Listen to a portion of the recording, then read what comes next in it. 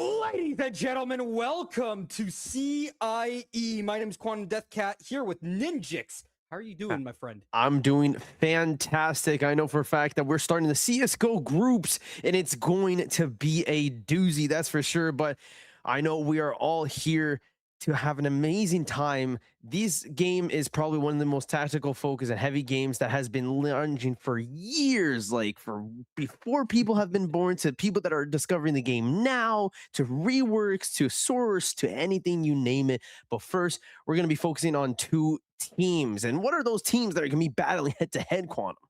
So there's going to be a fight on the left, in the left corner. You're going to have Seneca Polytechnic, and on the other side, you're going to have Fuel Esports. You can Ooh. see right here the lineup for Seneca. And this is a very strong team, favorites to win this game, in my Yes, it opinion, does in my look like professional so. opinion. And honestly, I hope I'm wrong, but this is looking one-sided. Yeah, we got all up the frog, Piggy S, Dusty, Twix V, and Kumaza. As we take a look at the next team that they're going to be going head to head against them, Fuel Esports, by nine laners, Tyler, Scampers, Cario, and Jacob. We know exactly what these teams are formidable. We've seen them before in the past, some new faces, some old. But you're saying it was one-sided. We're having some of the statistics on the background as well. And we know that some maps will be coming just soon. But I want your comments on why do you think it could be such a decider? If we had votes in the chat, could vote on that, we could build off of. But we're just going to have to go with our mental votes for this. And I'm going to go Mhm. to Quantum on your mental vote on why you think it's going to be such one-sided. Well, number one is that Seneca do have a top 1,000 player on their team. Ooh. So that does help, right? You have a very strong player in I do believe the Seneca Polytech player named Arvin, who's going to be very strong over on his side, and they're going to be playing on Mirage as the map of play, which is the most played map in all of Face It. It is by far the most played map of Counter Strike at the moment. It's no longer Dust 2. If you know Dust 2, you might not know that Mirage has actually usurped it many years ago by now. But Mirage, now the new Dust 2, essentially. Yeah, I've heard we're in things. We've seen like moments in history on this map created throughout the CS:GO time. We've seen many aces. We've seen many foreclays, clutches, you name it on this map. It's a fan favorite. We know this map like the back of our hand. Some people don't. Some people just are playing to live and playing to do anything. All right.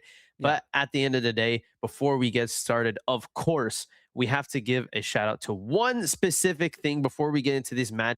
That is our sponsors. We're going to give Yes, a sir. quick shout out to BMO to help you focus on what's important. BMO has a check-in and savings account and also credit cards, borrowing options, you name it, for students, including a cash value of 175 on current student offers that can go up to 950 and anything that you desire. Of course, Next Level is also partnered with us as a one of a kind program to help you a level up in your games, also run by Sean Fame. So give a congratulations to that. Exclamation BMO Next Level. That's NXTLVL. Of course, BMO in the front to check that out, along with 10. It is a hardware sponsored by for our CIE 2026. Exclamation 10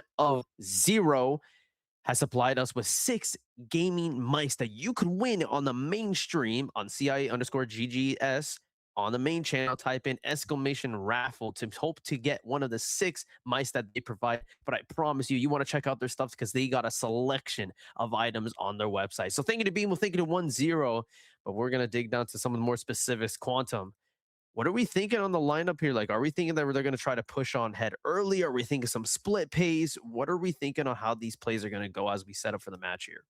So on the side of Seneca here, they're going to very likely be the favorite simply because of the experience. And when it comes down to experience, the one thing that is really going to give an edge to your team compared to an inexperienced team is going to be the nade lineups. Most of these players should know their nade lineups on this map. And I'd be more so surprised if everyone on the side of Fuel actually did know their smoke lineups compared to Seneca. That is going to be my one very big point here is going to be the smoke lineups, which will allow you to attack on the defaults, especially for the A site, which is very important. You need to get those smokes down in front of Ticket, in front of Jungle, on the stairs, right? You got to get the flashes out as well, right over T steps, and otherwise you're not getting onto the A site. Yeah, and I know, like, and especially when it comes to team coordination, I know you're saying that Seneca's got some pretty strong players, but at the end of the day, this is a team game. So Mhm. I know this has been an old team that they've been running as well. So after hearing some line as well, they have some new players, new faces, but they have that chemistry going. Apart from those top players that are used to playing with their teams on other sides of leagues as well. There could be some chemistry gameplays. Are we thinking that this could be an issue for Seneca? Do we think that Fuel has the edge on this? Oh, I mean, it's going to be up to you to decide whether you think Fuel can make it here. I mean, I do love these player names, right? Nylander, Tyler S, Grampers, Jacob, right? Cario.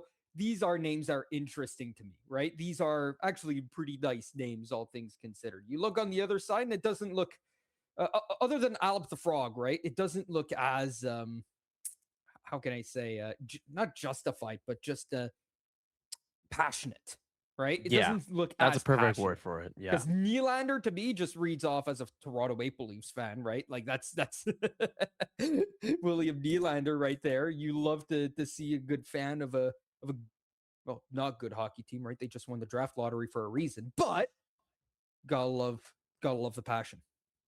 I love the passion. And talking about passion, we know that how passionate these groups are going to be, and we have various of names going head to head. It's not just this game as well. We have various of games going out throughout CIE as well. I know day 6 is action packed with a bunch of action. We have the CS:GO, but we also have finals as well coming for League of Legends. We also have the third place for League of Legends as well, and the final for third place as well. It's just a bunch of different games that are going throughout CIE 2026.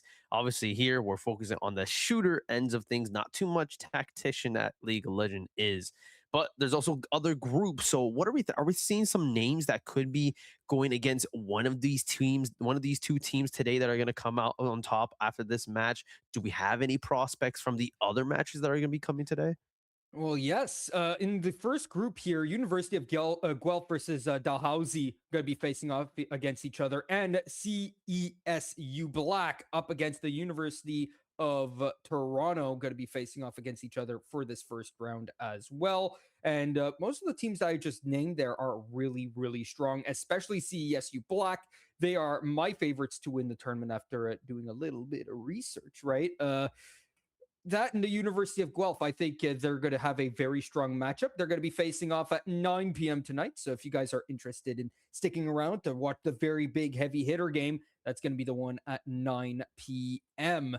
Other than that, I mean, in the Group B, I'm looking at this and Seneca looks really, really strong over the other teams here.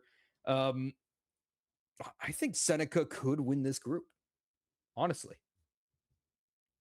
Yeah, and it's one of those things where I like to kind of prospect those seeds, see what the other teams have in store. This is a tournament at the end of the day. People are playing for that prize pool. They are in it for that win, not only just for the money, but they're for that fame, they're for that ego, for that confidence to know that they are doing the best on the favorite game that they chose to be in here today in CIE 2026.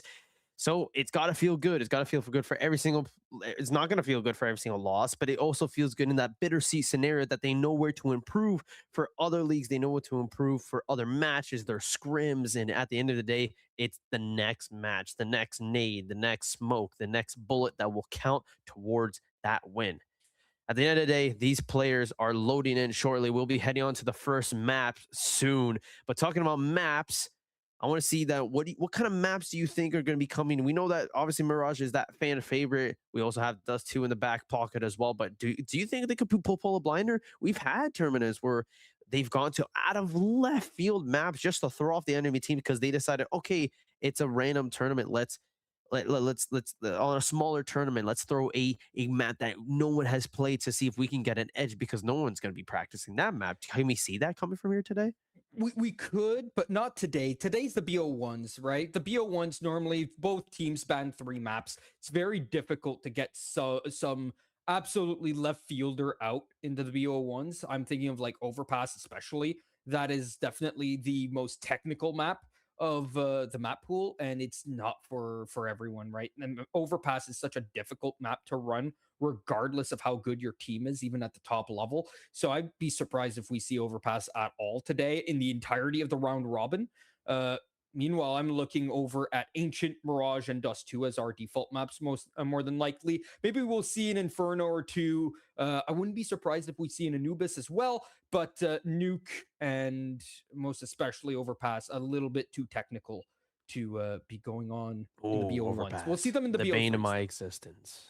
Nuke? Any Nuke is the anyone bane of your no over existence? overpass. Oh, All my Overpass. homies hate overpass with me. If you like it, I'm sorry. I do not like overpass. It's just not the one for some reason that I get the donut every single time, but it's all right. We learn, we live, and we laugh as well. So as we go into these, do you have any other thoughts on how these are going to be playing out? I know we've covered a lot on these statistics, but I love to get down the specifics because at the end of the day, we do have our eco rounds. We do have these mental switch ups. We do have times where they take that time out in order to switch the aggression instead of going for split pushes. We're like, you know what? We're winning the duels. Let's go in all in assault. Are we seeing some? I just want to know if we're gonna have those hype gameplays today. Can we see that we from Seneca? Can we see that from Fuel? we could see rushes. I expect more rushes out of Fuel than out of Seneca personally, but wouldn't be surprised if we see from both sides a lot of rushes. Mid takes, especially, that's going to be very strong on this map. And the B site is where you could keep your eye out because there's going to be one very bored player who's going to be jump spotting over at Truck every freaking round. And that is the bane of everyone's existence because, we were talking in the green room, we all have ADHD here, especially those at the top of video games. They probably all have ADHD. And there is nothing worse than jump spotting one position for 2 minutes straight. And when you hit those shots, absolute cinema happens. All right. We love it. We know it. But for the time being, I feel like we're just going to have to throw it to a quick short break as these players load into it. The lobby. We'll be back soon. Don't go anywhere. Get your snacks, get your drinks, because we will be going into the action pack soon. We'll be back soon.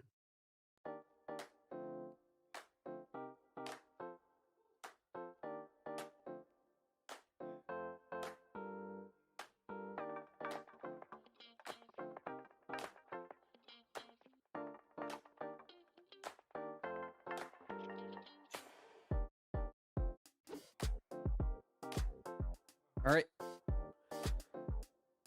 All right, ladies and gentlemen, in for the knife round. We are looking for whoever wins this knife round to get their choice of which side to start on because this is a BO1. You don't want to have any favoritism. So here come the knives to decide who will win their chance at picking what side they choose. Now, normally you start with the CT side because that is the stronger side, all things considered, on almost every map, apart from Anubis. And then when it comes down to it, it's a 1-on-2 with 3 HP here for Alep, trying to juke out Nylander and Jacob. Jacob really on his back, gets the kill, and well, here it finishes for Fuel. They will pick up the knife round, and then we'll go see whether they pick to stay on the T side or choose to go into the CT side. And I feel like, as you said, it's one of the most important aspects of this game, and they're going to be going straight to that CT side as you prospected. And because, like you said, it gives that strong advantage to pull, it gives that forward momentum, but at the end of the day, it also gives confidence because you're starting the strong side. You feel good about it. You got that first run out of the way. You warmed up your movement. Those WASD keys are feeling as non-sticky as they can. And now it's time to get into the nitty-gritty. What are we going to be assuming? Do we think that Seneca is going to go for that split push? What are we thinking here in the limelight? Well, I'm more so looking towards a slow pistol round here for the start. Since Seneca is starting off on the T side, they're the ones who are going to dictate the pace unless Fuel starts pushing in which case that might be what Seneca expect here. So that's why I'm expecting them to stay a little bit further back and let Fuel just push into them, even though they're the CT side, right? Normally the T side's the one pushing into the CT side, but them being at a lower level, you'd expect them to be a bit more aggressive and not really have too many good strats heading into this. Yeah, we're gonna be in like it's one of those aspects that the pre-game setups, the pre-comms, like everybody's planning, everybody's trying to see until that last second hits. It's not gonna be that pressure is not gonna settle in until halfway on the round. You're gonna not gonna be expecting it. And I'm just ready for that single first bullet because as soon as they hear those shots going, everybody minds at the same time. We've all felt it before. You click in, you understand, oh, this is happening now. We have to get ready. 39 seconds on the clock, starting down until we get through this first round. First round's going to be underway in, well, whenever this player comes back into the line of duty. Just some server issues. Of course, you love to see it. You love to see it. Some We love players, I think technology. it's Piggy. Yeah, Piggy's out of the server, just dropping out. That happens from time to time. I heard that you often cast the evil game known as Valorante. Does that happen a lot, actually? Players Oh, dropping out of the all the server? time. Not even that. It happens with any games, especially Hmm. on another evil game, Rainbow Six Siege. We've had that happen many times. But at the end of the day, it's technologia. Yeah. Technologia, all right? It happens. There will always be some disconnects, especially even though Face It is a very good way to help players on other aspects as well. And there's also a bunch of other type of softwares that will help in many various games. But when it comes to software, you always know there is bugs. There's always going to be something Yeah. that you're running into. And it's actually a pretty good segue to what I was going to bring up before roadblocks, bugs, mishaps, miscomms, overcomms. Like these things happen throughout the matches. These things happen throughout any game, especially when it comes to the nerves. How do you think the teams are going to be handling that as we get ready for this round to start? The nerves, I don't know how they're going to be feeling about the nerves here on both sides. I think It's only a Seneca are groups, feeling, right? yeah, it's only groups. So BO1s, I don't think you feel too stressed out for the moment. UBC have dropped out, right? So there's only 7 teams, and UBC is in this group B. So you have a much easier time of things here if you are Seneca and Fuel already. You have one less competitor to think about. So, all things considered here, you've got yourself a really good group stage ahead of you. If you're Fuel, you get one free win at the minimum. Uh, and honestly, I think you just have fun. At the end of the day, here, you At built the up end, this team together, and if you're not having yeah. fun, then why are you playing video It games? is a video game, and games are meant to have fun. That's how it is at the end of the day. We all wouldn't be here if we didn't have a little bit of fun.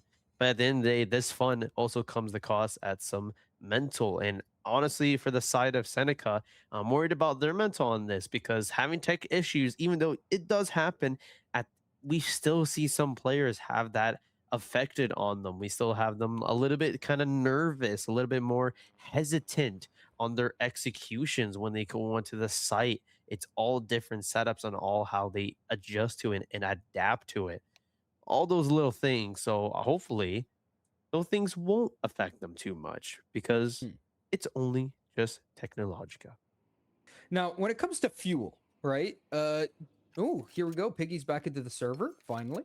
But let me finish this. Fuel, where are they out of? Do you know? Do you know what university they Most of play them out of? based on Ontario as well as they are Hmm. representing Fanshawe. So Fanshawe Ah. is in the good old province of Ontario there. A couple other locations and throughout the cities as well. So definitely some other definitely some competition there on some other cross 401s. But at the same time, you know, at the end of the day, we're all in the same country, so it's all type of a nationality of who's going to be the best person to have their maple syrup victory after. All right, I'm gonna say it right now. That's all that matters at uh, the end of the day. well, the maple syrup victory is going to have to wait because we have another dropout here. Let's go to a low break, and when we come back, we'll come in for the start of the game.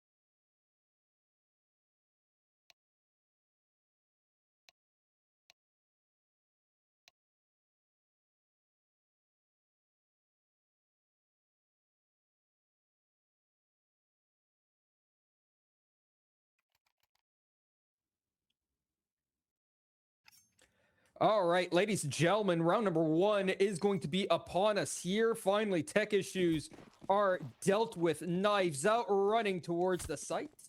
And let's see what the T side decide to do. And immediately, exactly what I predicted here, a slow start to the round for the side of Seneca.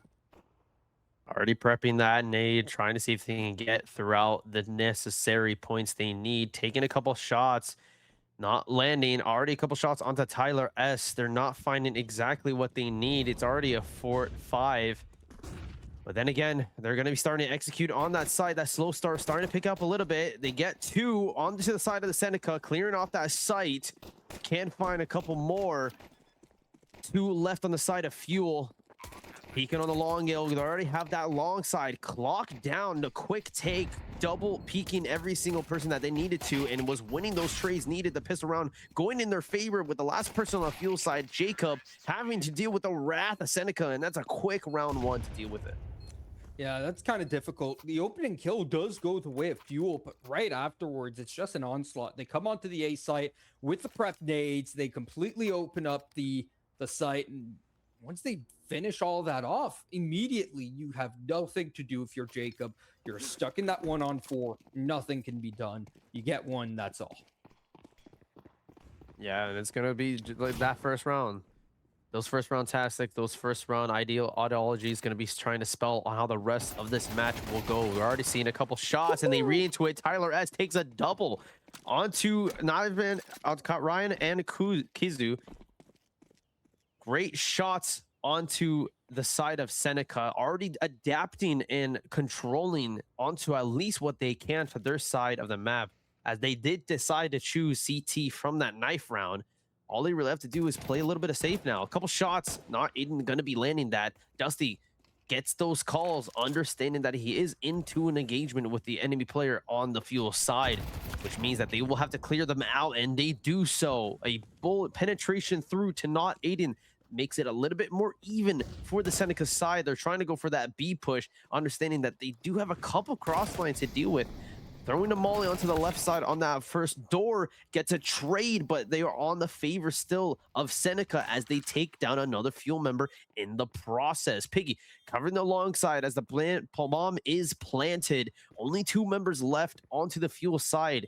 They understand that both are on site. Couple shots tagged onto this 9-lander's left shoulder. Can't deal with it. They confirm the kill, but they have too many cross angles, and that's the second round going to Seneca.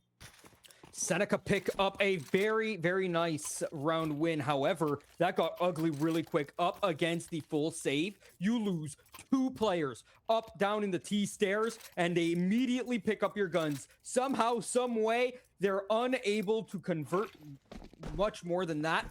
Even with the guns in hand, two players survive for Seneca. That is not positive in terms of the money, but all things considered, it is great. Great shot by Tyler through the smoke, right up to top mid. Beautiful, beautiful adaptation. They're still trying to bring the fire from the fuel that they have burning under their bellies, and they're taking another one with them. Absolute good adaptation from Fuel, but Seneca have brought this back time and time again. That's why they have 2 rounds on top of Fuel Esports. Can they continue it to make a third one under their belts? Tyler looking onto the heaven side, trying to see if he can at least clear this top side. A couple shots coming from Seneca. They take 2, they take 3. This is a team of adaptation. They understand the momentum they need to push when they're on that man deficit, and that's already 4 players gone from Fuel side. Jacob, the last one standing to push onto the 3-man onslaught of Seneca. Takes 1, but can complete the deal. That's a third round of Seneca Polytech. Once again, Fuel starting off with the man advantage. Third round in a row where they grabbed the 5-on-4, and even round 2, they were up 5-on-3. Instead, it just dwindles to nothing. They can't convert the man advantages that they have, and down a man, they are still able to win on the side of Seneca once they hit the sites. The defense is when it actually comes to defending those sites, very difficult for the side of Fuel. And once again, a slower round to come in here from the side of Seneca. Yeah, and Seneca are really doing a really good job on making sure they have those lines cut off as they have with those smokes as well. But they're also doing a fantastic job by understanding the momentum and the pace they need. But they understand that they can win those trades, so they can get a little more aggressive to see if they can take those trades out first. They get to do enough damage onto Scampers and Nylander. They're understanding the momentum that Fuel are playing and the movement that they're trying to go for. Tyler spots one of the members of Seneca, understanding that they're trying to go for that B push, relay the information, but 2, 3 players go down. They're red too early. They don't have the visual advantage. The intel is already got for Seneca's side, and the 2 players left for Fuel are on 1 health in a dream. Trying to look 3, and listen. nothing. And it's going to be 4, but they bought themselves nothing but deagles here. That is to be expected. Nothing to be found with those deagles, though. That's the sad part, right? You find yourself nothing with those deagles, so that half purchase doesn't really come through for anything. Tyler S repicks up his op. You will see the M4 is being picked up by the rest of the team here on the side of Fuel, and this is the first real full buy that we will see from both sides. The op not being retained by Seneca, though, from when Tyler had picked it up in the earlier round. Now instead, round number 5, we will see what we can do. Yeah, adaptation. Most likely going to be the word of the day, as we see both players trying to see if they can at least adapt to each other's style. Ryan trying to see if he can go once again to that top tunnel side, but he's known the player has been there before, and they're reading too much into the side of Fuel. Take 2 down. Tyler will be able to get a refrag off of that peak. Good job on him as they take 2 down, making it even 3-3. But on the health advantage, Frog is a little bit down on the health. They could do a little bit of a retake here if A is the focus, and it seems to be so, as the bomb is already planted. They just have to defend it. So it's up to the counter side of this team to see if they can retake the site, but they have the sidelines off. Makes the mark, misses the second shot, but they were able to get at least 1 more with his teammate's death. Makes it into 1v1. Jacob has the site, understanding where the last player is, but he just needs to smoke out, trying to see if he can fan the plan, and he clutches it for the side of Fuel. No kit. And pocketing the first round if it wasn't for the bomb. So, like in Valorant, right? Valorant, you don't have a kit. You could just defuse the bomb, right? It's 7 seconds to defuse. Right, this is CSGO. Well, CS2, right? You need the bomb defuse, because without the bomb diffuser, it takes 10 seconds to defuse the bomb. And if you have the bomb diffuser, it's only 5. It's a little extra $400, but because he didn't have it in his pocket, he will pay the price, and the ultimate price is a round loss. Everyone dies, but Seneca has plenty of money to work with. Meanwhile, Fuel will need a rebuy, and I mean, look at this. They've got themselves that half buy. But they're trying to bring it back just from that loss. They have the momentum. They were excellent on the retakes, and they're trying to make a name for themselves. So they take 2 down early on. Seneca in a bit of a doozy here as they take 1 to at least escape, take another one. But they have 2 down, but they're able to land the shots just a little bit more better after they cross those sidelines with those beautiful placely smokes. Sees the head, but they can't land the headshot. An absolute amazing adaptation from the side of Seneca, cutting off the silence with those smokes to turning that advantage onto their side. This is exactly what I was talking about in our pre-game talk. Seneca looking like the better team on paper, and they're showing it off here. They're setting up their smokes for their defaults. They're coming in at not predetermined times, right? They're not just rushing in willy-nilly. They're not just sitting around waiting to perhaps see what could happen. They are setting up perfectly. They got the smokes. They got their movement down pat. You can see it right here, right? You've got your setups here on Arvan. Again, the player on the side of Seneca to really look out for. Top 1000 on Face It. And let's see if he can take out this player towards Van. Already taking a couple shots from Heaven. Trying to see if they can at least hold this down for the side of Seneca. Arvan trying to see if he can get a couple shots through the smoke, and this is CS2 now. You can see those shots through that smoke with the new visuals, and he lands them true only by the hair of his chinny chin chin. Scampers on a low deficit. Tyler takes some damage there as well, but they understand that there is 1 through this hall. Jacob trying to land at least 1 headshot, sees him through the window, but misses. 2 players are down for the side of Seneca, but they've brought this back before. This is nothing short of a victory for them, but Fuel are on too much, has too much information to deal with in Kuzma. Now in a 1v5 situation, can we see them clutch up when needed and possible? But no, they're locking down the rotates, and Fuel, for the first time, pockets a round. Yeah, no shutout here for the side of Seneca Polytechnic.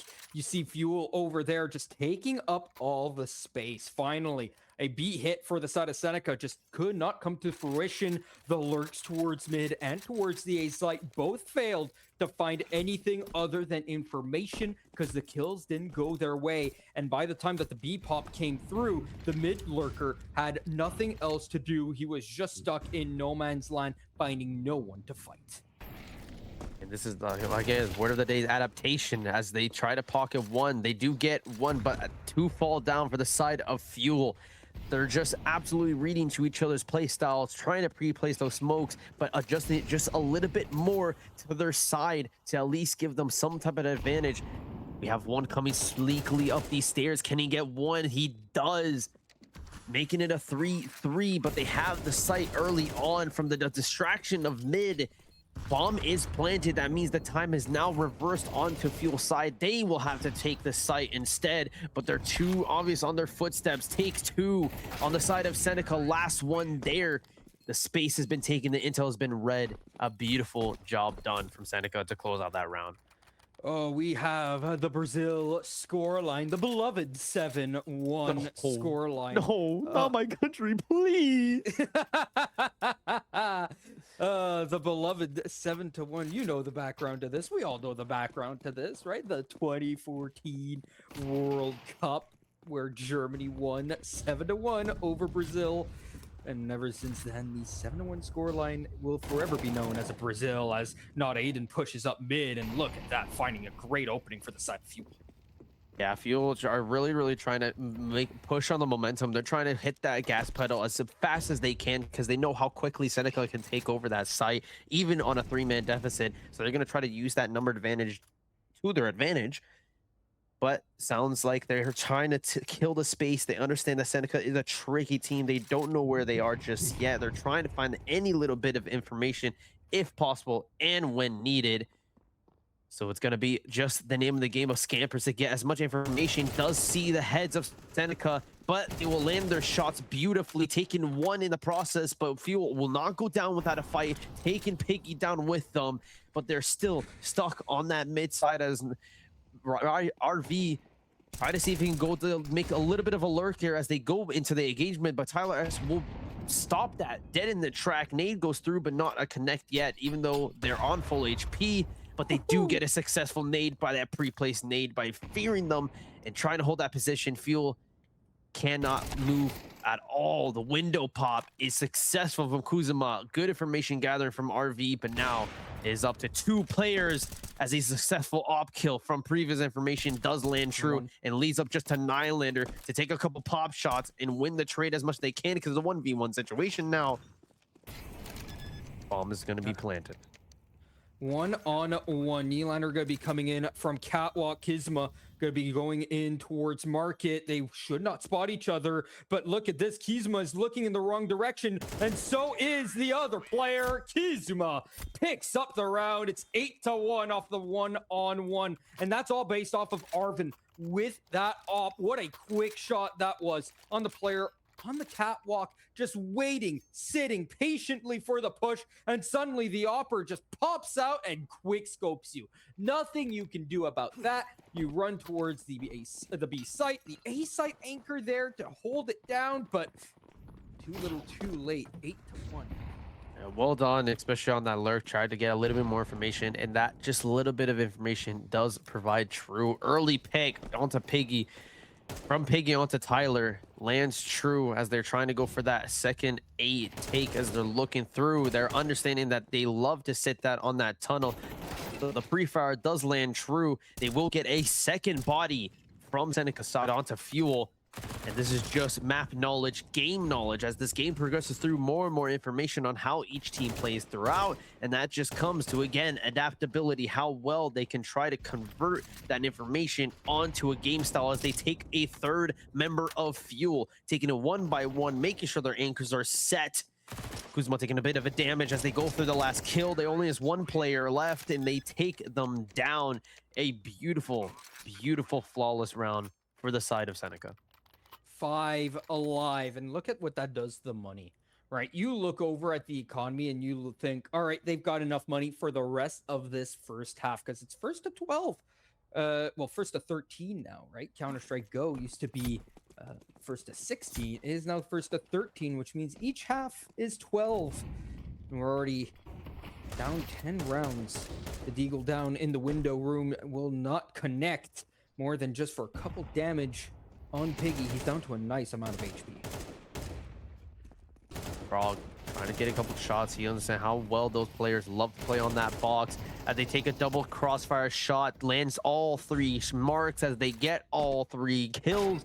Fuel trying to see if they can at least go without a fight, and they will, at least taking Dusty down. But it's up to Jacob with a little bit of SMG on his side, but a good pre-placed nade. No understanding where that position was as they gather that information for that round. 10-1 Quantum. This is a match and a half.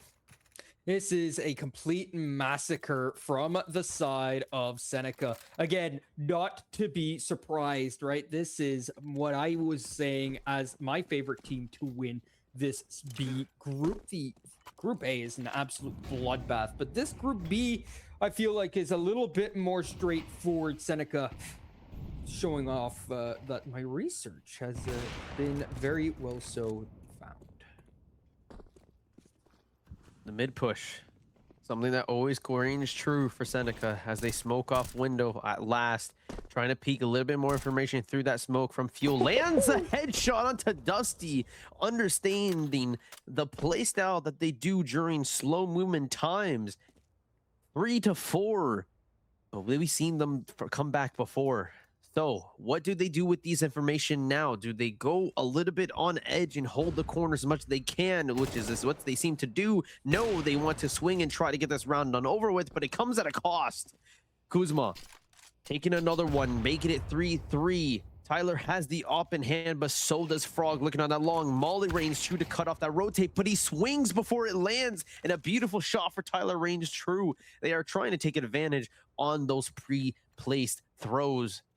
Tyler S looking on this long shot, flashes but doesn't connect. A beautiful shot onto from Tyler, landing a 1v3 situation. Piggy gonna be walking up catwalk, trying to find the player inside a ladder room here. First and foremost, you know that it's the opera, so you gotta wide swing him, but you gotta look up, and he does not wide swing early enough. He'll get shot down. Fuel get the second on the board, but is it too little too late? As once again, Fuel going over to the T side now. They'll have to get ready, and I assume Seneca here are going to start pushing, going to start expecting them to be pushed into. By the way, Prod, switching over which teams are which. Gonna be very interesting on how these this play out because, like you said in the beginning of that first knife round, they choose where to be. They choose where to be more comfortably at. That is the CT side, which means Seneca, that has been dominating this match, is on that comfortable side. So what is the name of the game? What do they do instead? They go full bumhead rush onto that left side. Can they meet?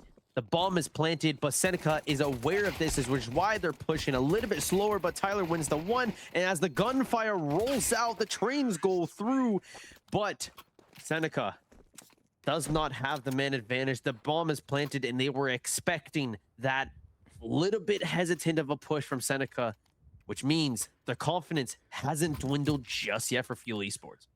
Well, for the side of Seneca here, right?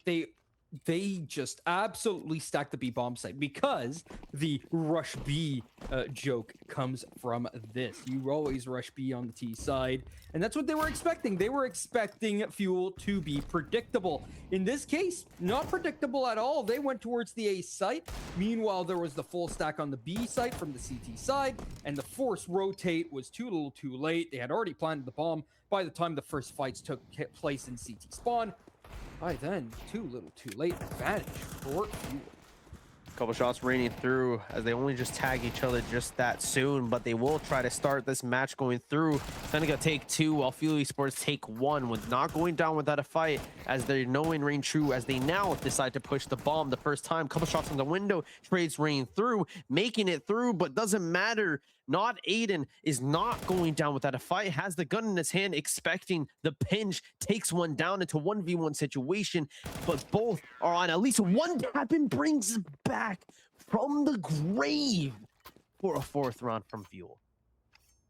Fuel are going to be very, very happy with this. They did not lose the continuation. They did not lose the preceding round of the pistol. It is a 4th on the board for the side of Fuel, and they will be happy with that. However, now for the side of Seneca, after that full-on save, they need to find themselves back into the action. They don't want to start losing momentum here as Not Aiden tries to open up, and he just can't. 2 members of Fuel fall early. Yeah, that cross angle shot absolutely a menace to deal with, and they're gonna smoke that heaven side. There's not any information they can pick up with that, and that's the dangerous deficit as they're 2-man down already. 1:25 left on the clock, and Jacob is just trying to find any bit of information on that mid side, trying to gather any rotates that they're gonna try to commit to. RV looking through, knowing that a player would be coming through just to get information, sees his teammate, but can he see it instead? Yes, he does. Jacob falls down, calls out that the place is clear for his teammates to rotate. Tyler teams up with the rest of his team to go through, knowing that a couple players are behind them. They can take advantage of the space they have a little bit. RV smoked off, but he ran the headshot through the smoke. This guy is nutty. Nutty indeed. And you can see it. This is still a game by committee, right? Most of these players have themselves the same amount of kills. Piggy's on 15. Kizma and Arvin are both on 14. Alep is on 11, and Dutsy is on 8. But honestly, it's just a whole game by committee. Meanwhile, on the other side, it's all Tyler for the side of Fuel that's really been the catalyst for Fuel being able to be so close in some of these rounds. But at the end of the day, as you said, this is a team game. One guy can carry you to a certain extent, but you still need your teammates to back you up. And as the team game goes true, information is key. Jacob trying to sneak up just as silent as a mouse, trying to see if he can at least go a little bit through. Will Frog expect it? He hears at the last second and pulls up the double. Doesn't matter for Frog. He leaps into the action, understanding how slow a player can be, carefully timing the shot. And as the information range true, 2 is a deficit on the left side, which means where are the other players on the other? They take the swing and making that a 5-2 as they now try to see if they can take advantage, push on through, and they make sure that this team is locked down. The position and the intel is on their side. Scampers, what will you do with the pistol?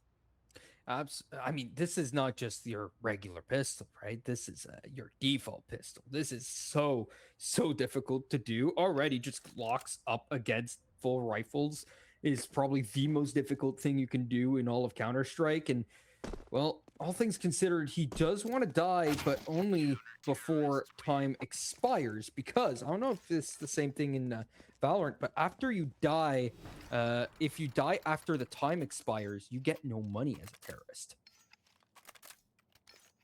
I'll be honest, I cannot remember this moment because I was preparing for this game today, so I do not know. But I can assure you that there is always rulings about that in any game, because Valorant and CSGO are those very unique games where post-death rounds do matter, depending on what it is. And talking about post-death, he will go to a post-death as a beautiful op kill lands on the Tyler S, the top gunner for Fuel. That's a really good kill. It's a huge kill right onto Tyler too, right? That's your top man from the side of Fuel. Now he's got to watch on the wayside, on the sidelines to try and figure out the rest of this round. Seneca taking 1, understanding the rotates of Fuel, but they will get the refrag. That's a double for Fuel, making it into a 3v3 situation. Scampers will try to see if he can at least cover the side for them to make some movement on mid, but Seneca reads into that flash. It goes out. They will flash each other. Smoke goes out, but not the place that they needed. They get the 2 kills that they need, but Fuel are playing together as much as they can. So what is the mission now for Seneca? Piggy, full HP, full armor, does have a kit. Not like it was for the other side of Fuel, has some time left. So what is the move now? Do you rotate? Do you go on through? Or do you just absolutely flank them?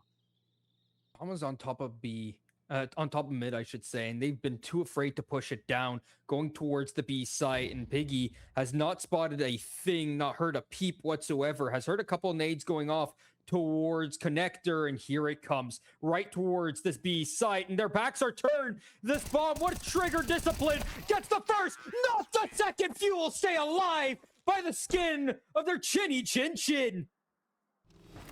Patience is such a virtue, Quantum. They had the most beautiful, beautiful headshot, but they understood that the bomb has not been planted yet. So just a second was needed, and they almost prevented through. But absolute wonderfully done for Seneca. Patience. It's all you need in life. Patience. That trigger discipline is so huge. You have no idea, because that just stops any opportunity from Fuel to really have a chance. And yet Fuel still are able to flick around and get the round, even with Tyler dying first. A big sigh of relief.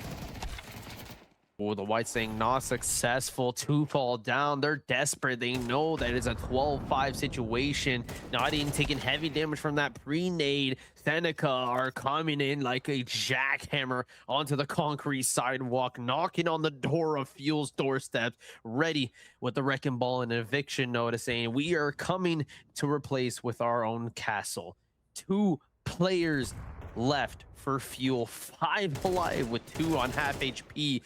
But gets a double. The Fuel burning what they have left in the tank, trying to see if they can bring it back as much as they can. They are playing as together as they can. They smoke them off to at least rotate. That's good team coordination. The chemistry starting to shine there for the side of Fuel. But Kuzuma reads into that. Here's the smoke and gets the shot needed from the half-held knot. Nylander, Scampers. Last player for Fuel gets the headshot. What will they do next? Try to scavenge anything that you can here. He does have the bomb, so he'll get the bomb plant. He'll be able to get himself into the post-bomb plant as well. However, it's going to be coming from 2 different angles. The market is going to be a little bit early, and as Scampers looks in, he sees nothing but death.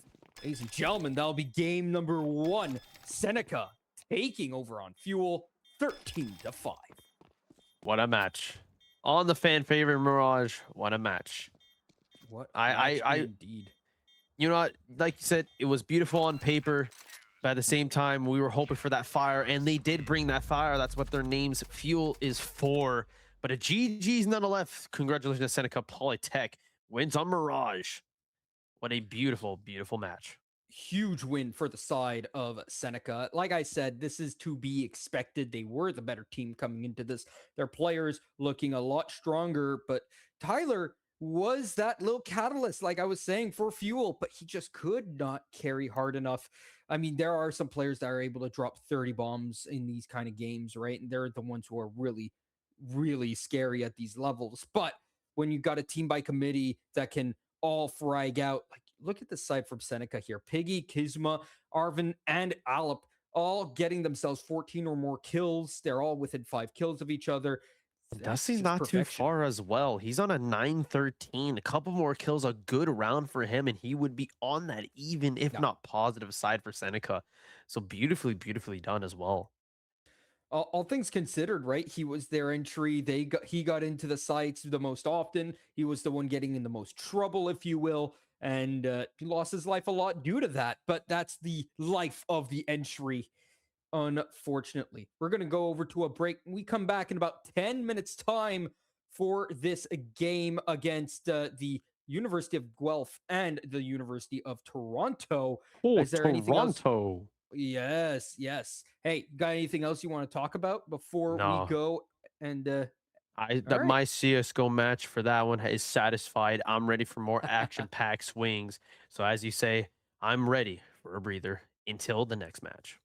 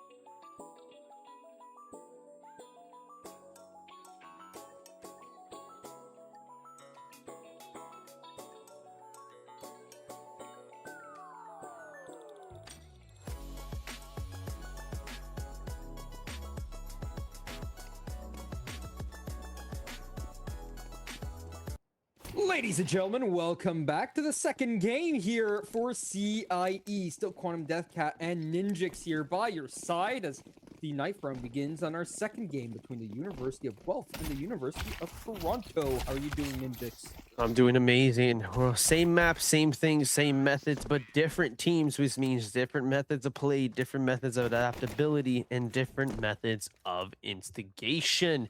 U of Guelph, like you said, and UFT Varsity, the primary team that they are running for today, going to be quite the interesting side of how things go. 12 seconds on the prep round. We had a bit of a little bit longer setup on the Seneca versus Fuel Esports team match. But my question is how this is going to be going throughout the match. This is the first round. This is pistols. We all know that how this is going to be going through. 10X already looking down that tunnel side, trying to find any bit of information. These teams are new to us, at least in 2026 of CIE. So we're going to see how they roam through, but he's already too prepped for that. Too many players he's killed in times again of his ranked games. And now he has to back up because he doesn't have as much team as he needed for that retake. So we'll trying to back up with his life. Sliggy's on one, but falls. Doesn't matter because they read that all three people are backside there. So they topple on through, and UFT are starting to shine through this first match. Dink goes through first, though. Alrighty, this is doing great wonders for the side. The University of Toronto, the retake, not really on here for the side of Guelph, but they're still pushing in to try and get the kills, to try and get the damage through. However, the University of Toronto will win the opening with Shiri getting that 3K to open things up. 647 Sharik, Nurmohi, Dr. Guardian, and Keyboard Smash up against Word, TNX, Zeke X, Marshmallow, and Sliggy. This could be a very tough matchup here for both teams, I'd like to say, because the University of Toronto did lose their opening matchup on Ancient 13-10. Meanwhile, University of Guelph won theirs on Mirage 13-10. So they're already up 1-0 in the groups. Meanwhile, Toronto down 1-0-1. Already raining through on that A fast push. They know how pre-set up they are on that side, so their confidence reigns true as they take 4 players down immediately. Good smokes on the side of 2 in an absolute doozy of a second round. That's going to hurt the economy. That's going to hurt the confidence. Beautifully done from UFT. For the University of Guelph there, with that full save round, there was nothing you could do, right? Especially when it's rushed right into you. You're up against full-on AKs and MAC-10s. There's nothing you could do up against that. It is so rough with nothing but USPs. And look at TNX here pushing up into Palace. Try to see if he can at least catch one through, but he's not going to expect the second player. He does get one in the process, though. Excellent job in pushing up Palace. They will have that free. Molly is going to go down on True, trying to see if he can do a little bit damage on that under balcony side, but they have a plant down immediately. Nades goes through to try to see if he can get this one on bottom stairs, but won't go through. Relaying the information to his team is needed for Guelph, but it's still a 4v3. Never mind. My word's going to be jumbled by the end of this match because they're taking it right up from my mouth. Absolutely amazing job. Punish 3 through the wall to get Klopp down and for the count. Curse 3K trying to tap and fake just a little bit, but they can't find their mark. The Molly beautifully pre-placed for both sides. They're trying to see if they can at least go away with it, but they have that post-plant situation locked down for UFT. And trades on trades, adaptability goes through, but UFT still come up on top. So Toronto wins the first gun round, and immediately they're going to be very happy with the kind of buy that they're going to be able to bring into round number 4. They should be up against some forced by items, but there's nothing but, yeah, there we go. Fine. Armor pistol. This is what you should be expecting here. Armor and pistol. Here comes Zeke pushing through the underpass right up into the faces of the University of Toronto. Nothing to be found, though. Yeah, UFT expecting this, I'm assuming, as well. They understand that they do have a 3-0 over Guelph, which means they're not going to be experiencing too much of a resistance, but anything can happen in CS2. just like that. They do get one, but they will get that pre-fire headshot. Raining true still 4 players on the side of UFT, and it's just one. Sliggy trying to go on through with the deagle, trying at least to get some tasks, but he will be pinched soon. Has the knife and peaceful, but as the duel is respected, it's still a kill for UFT. University of Toronto looking solid as ever. Having lost that opening game, struck a fire under them, and it shows. They lost at CSU Black 13-10, as I said. Meanwhile, University of Guelph won against Dalhousie 13-10. So University of Toronto need to find something here. Just a little bit of something. And, well, being up 4-1 is a big something. Yeah. A push once again going through, trying to smoke that off. They get 2 this time. The beautiful molly placed from Guelph to at least get some damage and make kills easier, but they still land their marks as they rain on true. We're trying to see if we can at least get a nade to stop that bomb, but it's oh so too late. Molly goes through, takes the top of stairs, gets the penetration through from the damage that they did early on, but not expecting the top pallet. Peak, beautifully done. Zeke understanding the rotate. Now they have to be in a post-plant situation, but do they have the coverage? Because no, he is the last person left on his team, 5-0, and this is starting to become like the Seneca game, Quantum. Yes, it is. It's very one-sided so far. Both gun rounds not going the way of Guelph whatsoever. They lose the pistol, and the T side running away with it. The opposite of what we saw over in our first game, where it was all CT sided. This time the T side's coming through strong. This one very sturdy at the side of the T's. Action already going through, and UFT reading into the positions that they had for Guelph. They try to change it up just a little bit. An op kill though, looking for a second, misses, switches to the pistol, doesn't connect. Dr. Guardian taking a bit of damage, but Chris Rique will get one, making it back to a 2v2. Does he understand the swing? He does, almost gets the second, but relays the information, but health advantage for Marsha, but has the op and lands it true, gets the advantage, and Guelph a little bit different positioning, went off a rocky start, but they land that round they needed, and that's going to be a huge boost into confidence. Huge boost, because 647 Shriek have come through with great openings here. 9 kills for Shriek, 647 having 12 already. This is round number 6 that just ended here. He's averaging 2 kills a round. No wonder. It's a beast. Is up so much.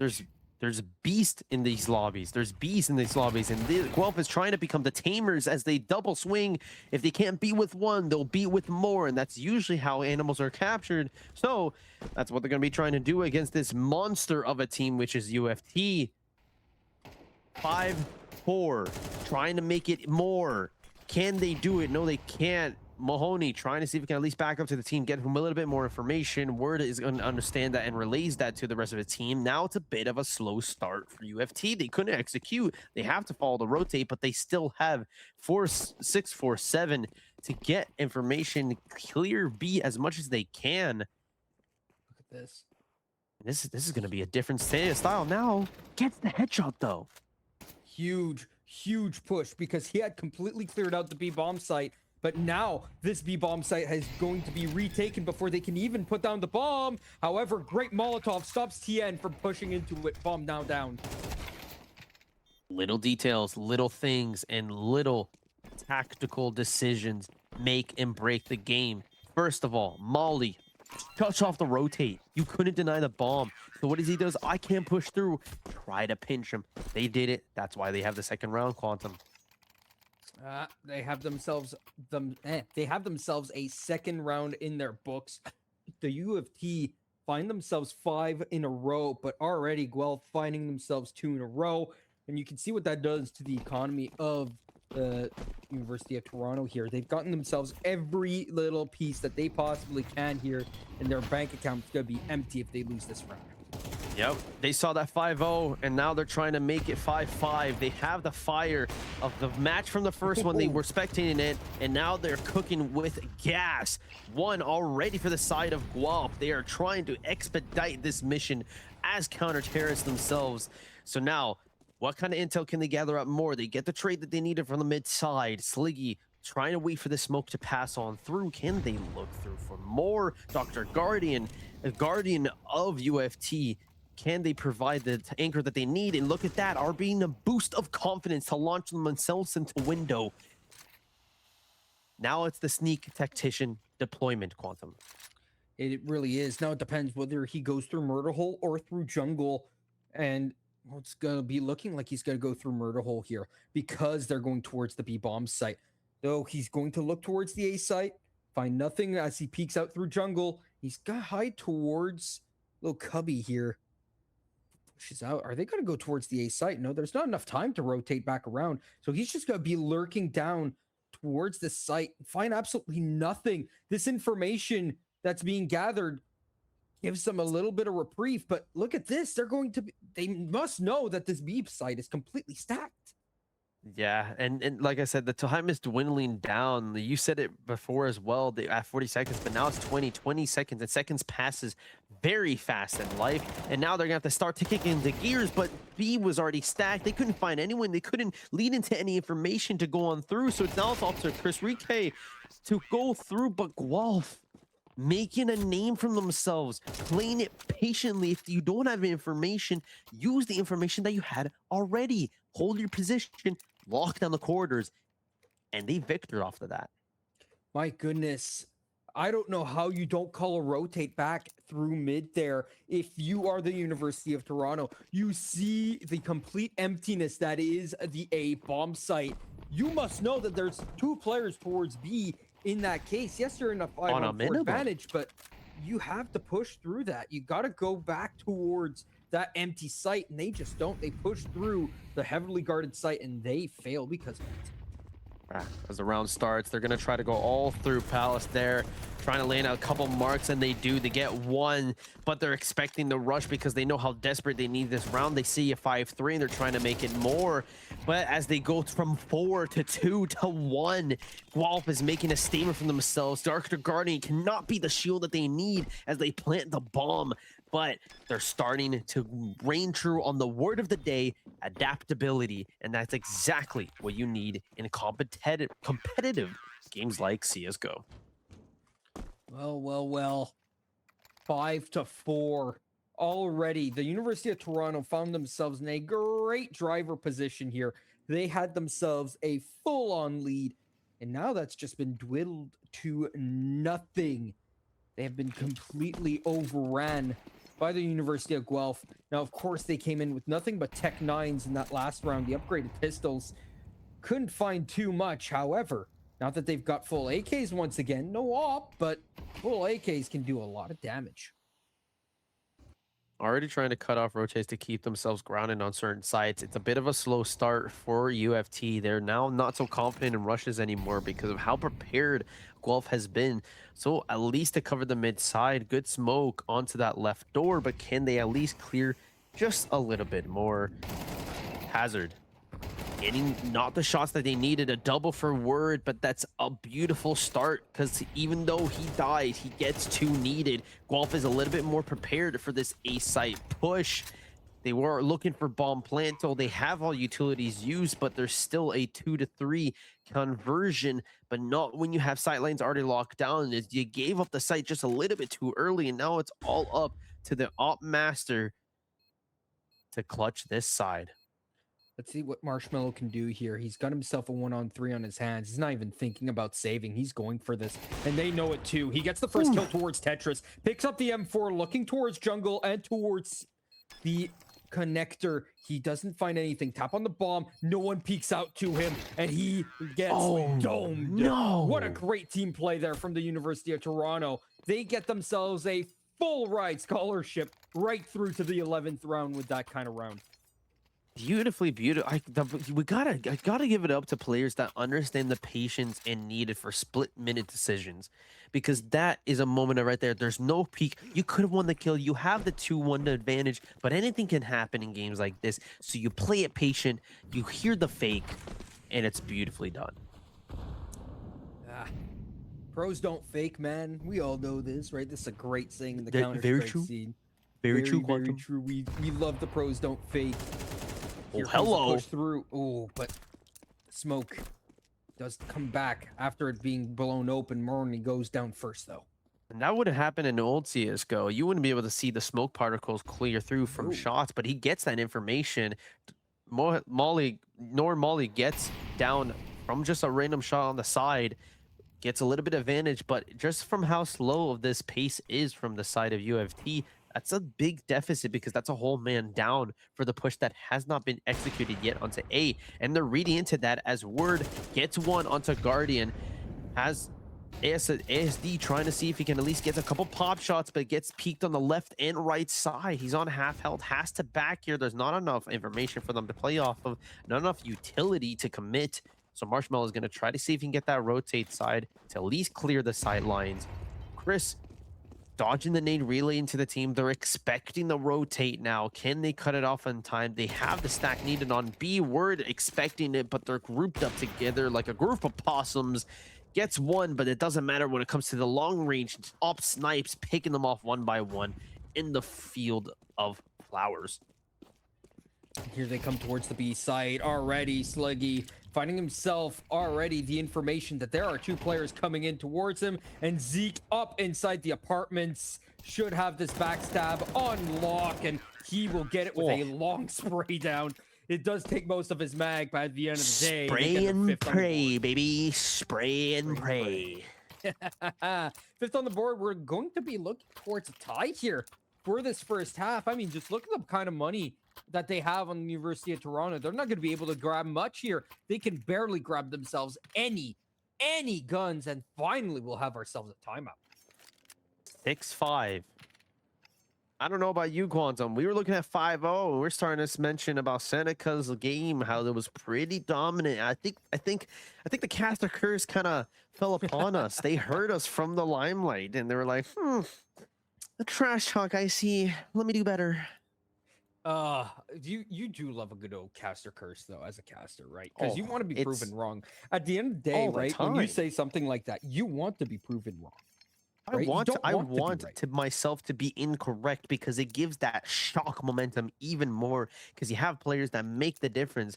For example, going on that positive deficit, Marshmallow, even though he's only 9-7, he's making that difference with the op and the concise kills needed. Alrighty, to start things off here, nothing but Galils, so it is a very hard round to win here if you're the University of Toronto and you're heading towards that B site, straight into Word, who is jump spotting. Big nade, but it misses. He puts the NA in nade and gets shot down. But the push towards the B site, getting stopped in its tracks. Dr. Guardian left alone towards mid and going back through the murder hole towards the B site. He'll get the first two, and suddenly he's got a chance, but he'll get taken down and to tie the thing up at 6. Absolute whiff of a nade, and they felt that, but he's still doing beautifully. Word reads the absolute beautiful call onto that palace door, but you gotta give a credit to the intel, because Zeke pulls off a magnificent 4K. Oh, it's so huge. That gives such a huge confidence boost.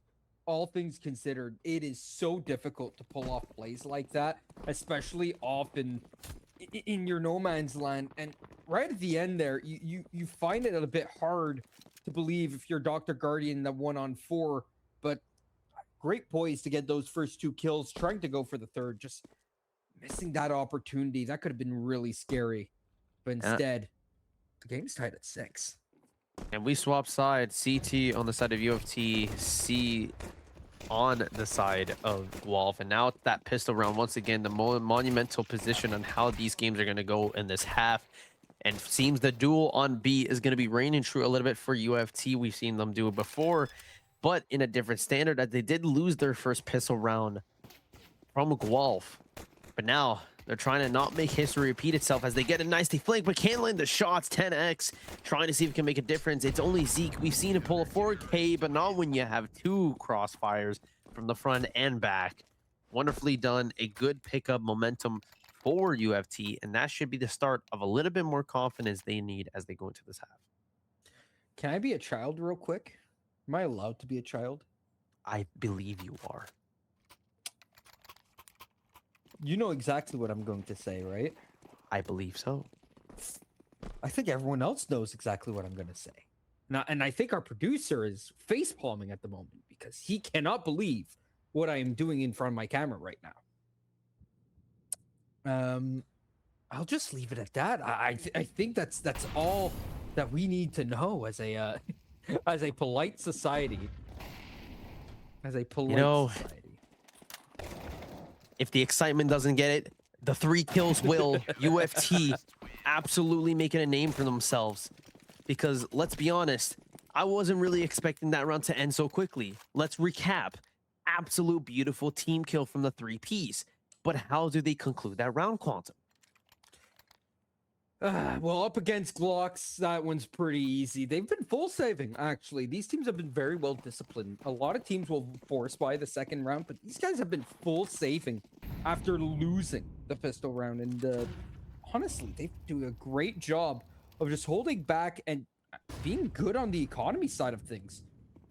Look at Sliggy here, waiting inside the T spawn, just waiting for a push out from T steps. Nothing's gonna come through just yet. No kills to be found, just a little bit of info. Smoke on that mid side. We have 2 players of UFT in this underpass, trying to see if we can at least get more information. I don't think they saw that player crossing through from the side of Guelph, and that's beautifully done to at least gather information because now they can lurk through, trying to clear B side as TNX is trying to push on through, trying to at least clear a pathway for them to go on through. They know most people are stacked on A, so they capture one, cutting off the rotate to at least for the rest of their team to go on through. Word taking the duel. No one on stairs, but gets flanked behind because they lead into that bait and run tactic. Beautifully done, but Guelph reads into that because they had that clear before. Zeke gets 2 players left for UFT. Marshmallow has the molly to at least clear that corner, and it does register that side, so he swings and wins. Now it's up to Morhe on a 1v3. The bombs have been planted, gets 1, looking for 2, gets 2, looking for 3. The bomb's planted. Zeke, be what you want to be. Smoke goes through. Quantum, how do they lock this down? Oh. Breaths held. Moments made. Nor Mohe, an absolute beautiful clutch. Beautiful clutch indeed. That's a huge 3K in the 1-on-3. 2 HP on Zeke's end. Not much he could do. And once the tap came through on the potential ninja defuse, because the smoke's on top of the bomb there, you got to try to shoot through, but you don't want to give over the information in case the player's not defusing. And Zeke, sadly, in his indecision to fire through on 2 HP, you got to do a bit more than that, because look at this already. Huge start to the round. Yeah, 9-6. Trying to rain on true. We're edging close to the finish of this round. 13 is the one that's needed to be concluded.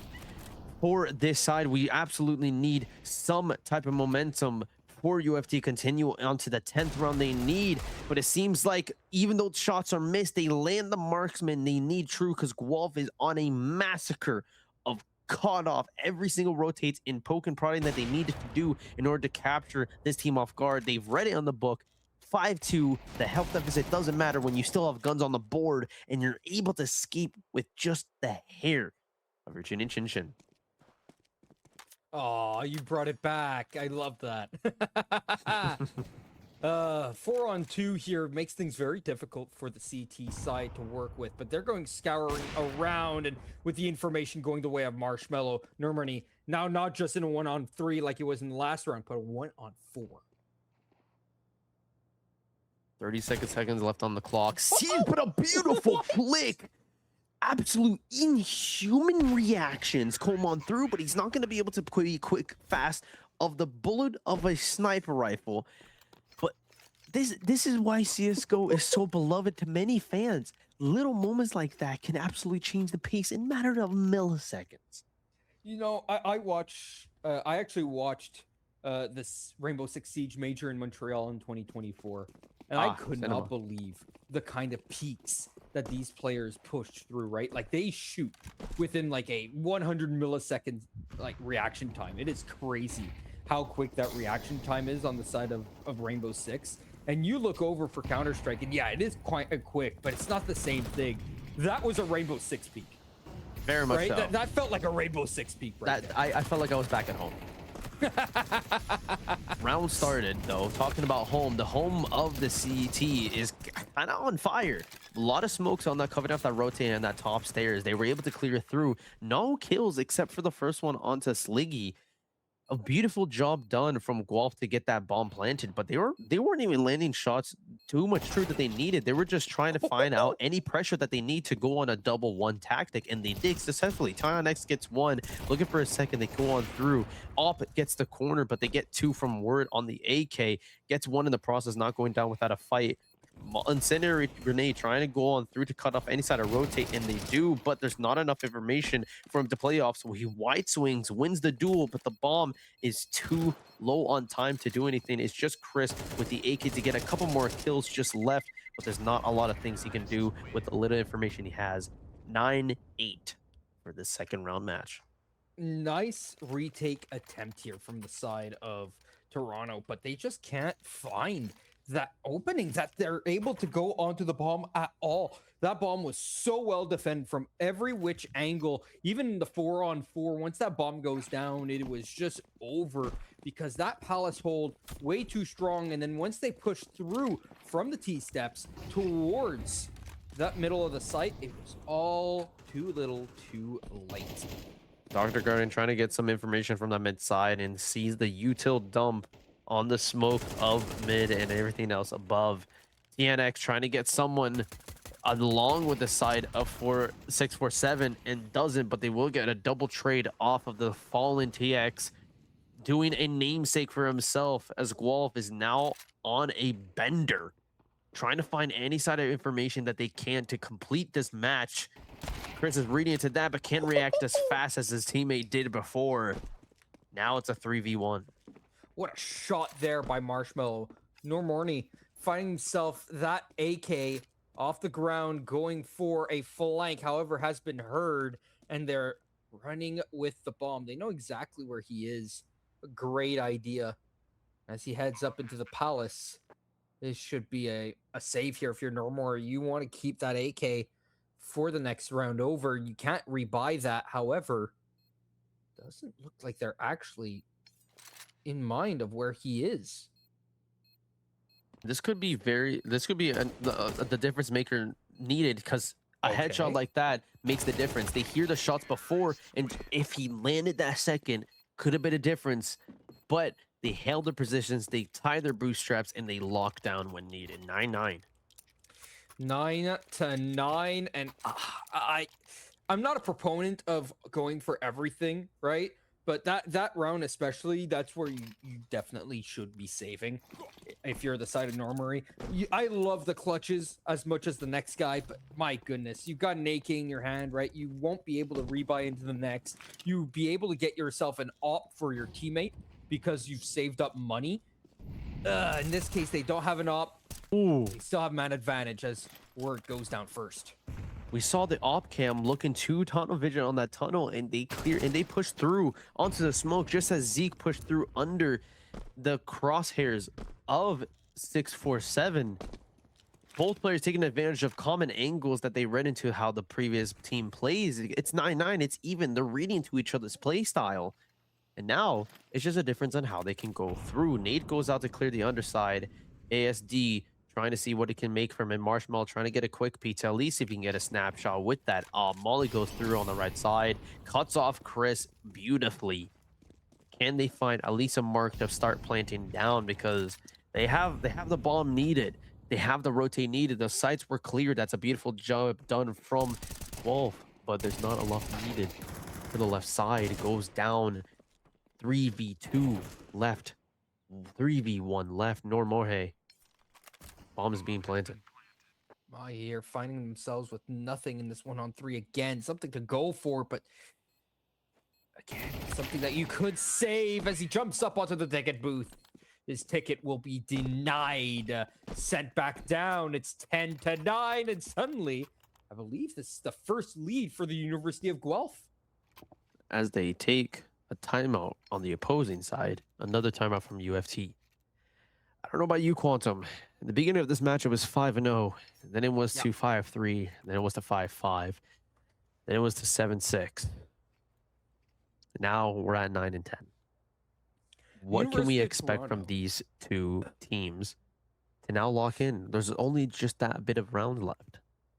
The University of Toronto really based their early round wins off of the pistol round and their conversions. Afterwards, winning the opening 2 gun rounds really helped the University of Toronto. But ever since then, 10 out of 14 rounds have gone the way of Guelph, and they've gotten themselves everything to go their way except for the pistol round and its conversions. This is all Guelph if you look at it objectively. And the University of Toronto are going to need to do something special here because they are in deep, deep trouble. They've got themselves a save round once again because they have no weapon save from earlier rounds. Now, once again, The damage done. Marshmallow taking a bit of a beater. They're trying to rely on the util that they have. A couple headshots there, but they have the AK of Sliggy. That's a gun now in the hands of UFT to better their chances of this round on a deficit now. They take the swing. Zeke wins it. Normal here trying to get a bit of information as 10x throws the nade to clear at least the cover side as they go into this bomb, and they're doing a beautiful job. They're not aware that no one is on that side. They're trying to go for a flank as it's 3-2. They take one down. A deagle tap saves the round, but they still have one more to go, and they clear it beautifully. I gotta say, that's a beautiful eco round if I was UFT. That is huge on the eco round. You've got nothing but a mag 7 and a couple of upgraded pistols, and they're able to win that round. That is a backbreaker against the side of the University of Guelph. They buy down to their last bottom dollar here, and this is so terrible for them on the side of Guelph because if they lose this round, they essentially lose the game. They have no loss bonus heading into these next couple rounds, and if they lose this, they'll have to play for OT. And OT is going to be quite a bit of a deficit if I was you. Monty cutting off the rotator immediately. They're trying to go for that bum A rush. Chris taking one, but there's a 3-piece for the side of UFT as they ran into that rush beautifully. Taking a much fire. They can't land the trues on AK, so they swap to the secondaries that's been helping them from the first round. Zeke gets 2, but now has to be forced on a rotate. 647 already into that, trying to see if he can cut him off beautifully, but it's going to be barely missed as he's absolutely blistering like Sonic through the light of the alley, going through Palace, understanding that the rotates haven't come through yet, but he has to get this bomb down. We've seen him get a 4-piece before. Can he clear it off? But no, he pulls the bomb too late. He's trying to find one and he clears. It's moments like that when you hesitate that could be the difference of the rounds. 11-10. Oh my goodness. The University of Toronto retake that lead, and that's going to be looking like it's going to continue that way because the University of Guelph here are going to need a save round. They're going to need at least a small eco, some upgraded pistols at the very best here. The University of Toronto won that round off of the early fights, and then in the 1-on-3, just the nerves starting to get to you if you're the University of Guelph. And how can you judge when you'd be just as nervous in their position? No molly this time, only a flash onto that underpass. They're just trying to stagger a little bit. They understand that the rush wasn't going to work, so they read into the slowness that Guelph is doing right now. Sliggy looking to his teammates for advice, but is he still the one with the gun? Nades, now an incendiary, taking so much damage from both players. They know that they're on the corner waiting for a push, but they don't have the information to do it. So they're just going to dedicate even more util. Takes one, looking for 2, can't land it, so they pushes the unit to get 3. It is a 3v3 already. Tana X looking for more. No Mohe gets 1 knock, can get 2, but it's still a 2v1 as they run into this push. The smokes are still cutting off the cross lines. He has a chance, but Dr. Guardian, the shield of the UFT, trying to at least find a way, reads into the fake a little bit, so he dedicates a util, but can't land the shot, but he has his teammate to rely on. 12-10. The op is picked up here by Dr. Guardian. That's so huge. The University of Toronto nearly let that one slip through their fingers. Now it's a full buy round, and Guelph are going to try and bring this towards overtime. As now, University of Toronto are on map point. They could win their first game here, or the University of Guelph could bring us to our first overtime of this tournament. This is the match. If there was ever a match in Yeah. any of the any rounds, I feel like this is the one that's going to be the most decided. Obviously, because they're one off from win, but it also sets the momentum. If they win, that confidence is back. If they don't, at least they know they can move on to the next one. But Mm. it's the most crucial maps like this, in its most crucial moments like this. You're down a member. You know that you have some confidence on the back limelight. So what do? Exactly what I was about to say. Stack attack as a unit, but can they fake it solidifyly? Can they do it when needed? They need just more, a little bit more info. They just need a little bit more patience. Normal is Woody with the incendiary if needed. All they got to do is execute flying. Incendiary goes. The team is going to be coming through. They land the headshot needed. That's a dual one. The quad rotate is cut off, but guns can still go through air. 2 kills. Looking for a third, but Tenix get without a fight. He gets 2 without a fight. Looking for a third. He knows that he's the last leg of this match. Golf is in the palm of Tenix's hands. Fakes the plan. He knows he has something to work with. They're aware that they can just at least be a little bit patient, but it's only 2 left from the way of a winning match. Picks it up, and he's going to try and nade down these players that are just waiting outside of the market. And that's a huge nade. Bomb to go down here, and finally they'll push through into the market. There's no pushing out, though, if you're Tien without a fight, and he somehow gets let off of his own leash. Here it comes, unleashed. Can't do anything more. The University of Guelph will lose this one in a 13-10 fashion. And look at this, the University of Toronto and the University of Guelph 1-1 for this round robin.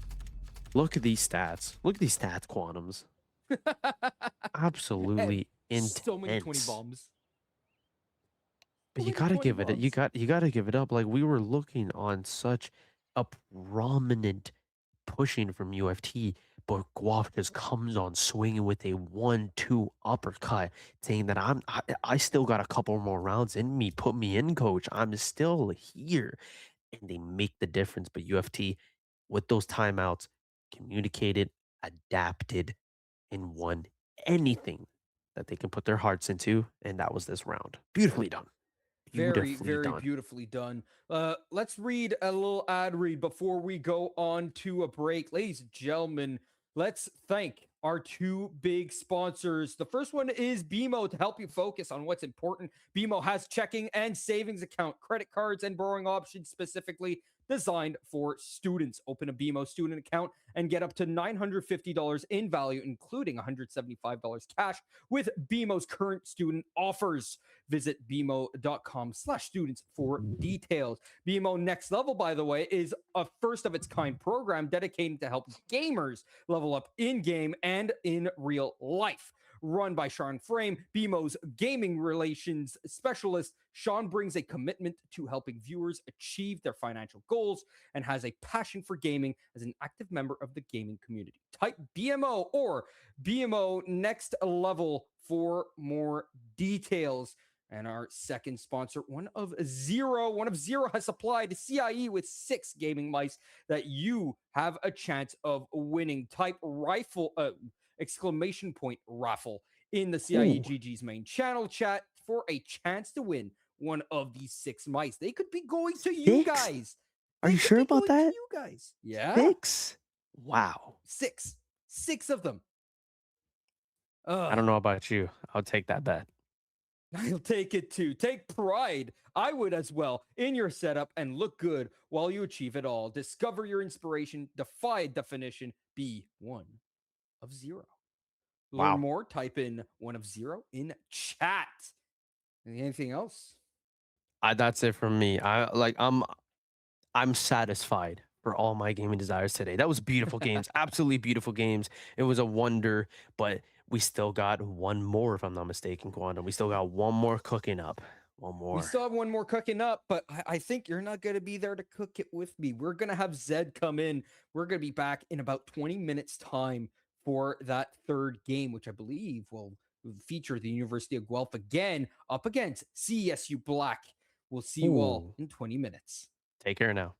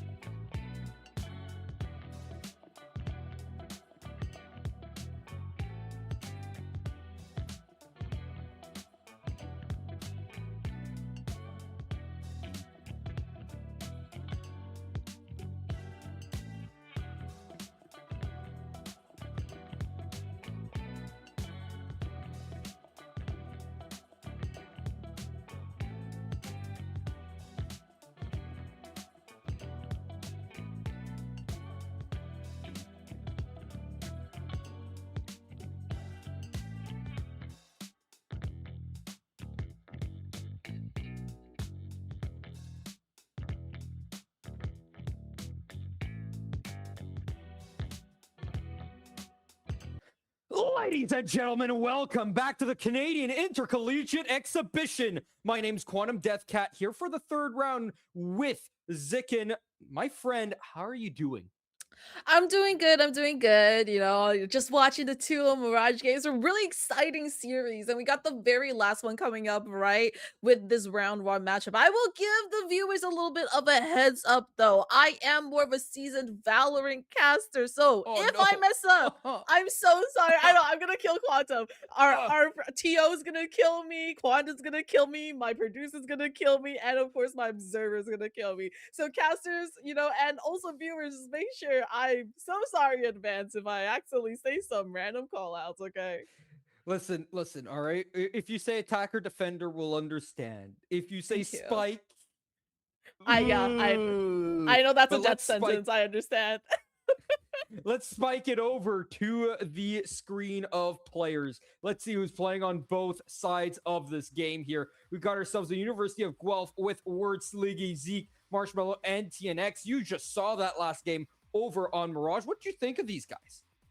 I mean, they showed very, very consistent, I think, play style in as well. Like the game was more or less, it was a 13-10, right? Of course, Yeah. University of Toronto, they did end up winning, but University of Guelph, they weren't too far behind. There was a couple crucial rounds, that I feel like there was an opportunity for Guelph to come out on top and make that game a little bit closer. But again, this team is still one to look out for, and going on the other side, they are going to be going against this next team, and that is going to be CESU Black CCL, followed by Xander Hulk, Jujo, Haizo, Senk, and Uro. I mean, you've done some research on this team too. What can you tell me about this team? Is this going to be a good series, or are we looking at a blowout here, This was my go-to game, all right? When we first looked through all the games, I said, this is the one I wanted to watch. This was the one that I wanted us to play on the stream, and this is the only 2-0 team inside this Group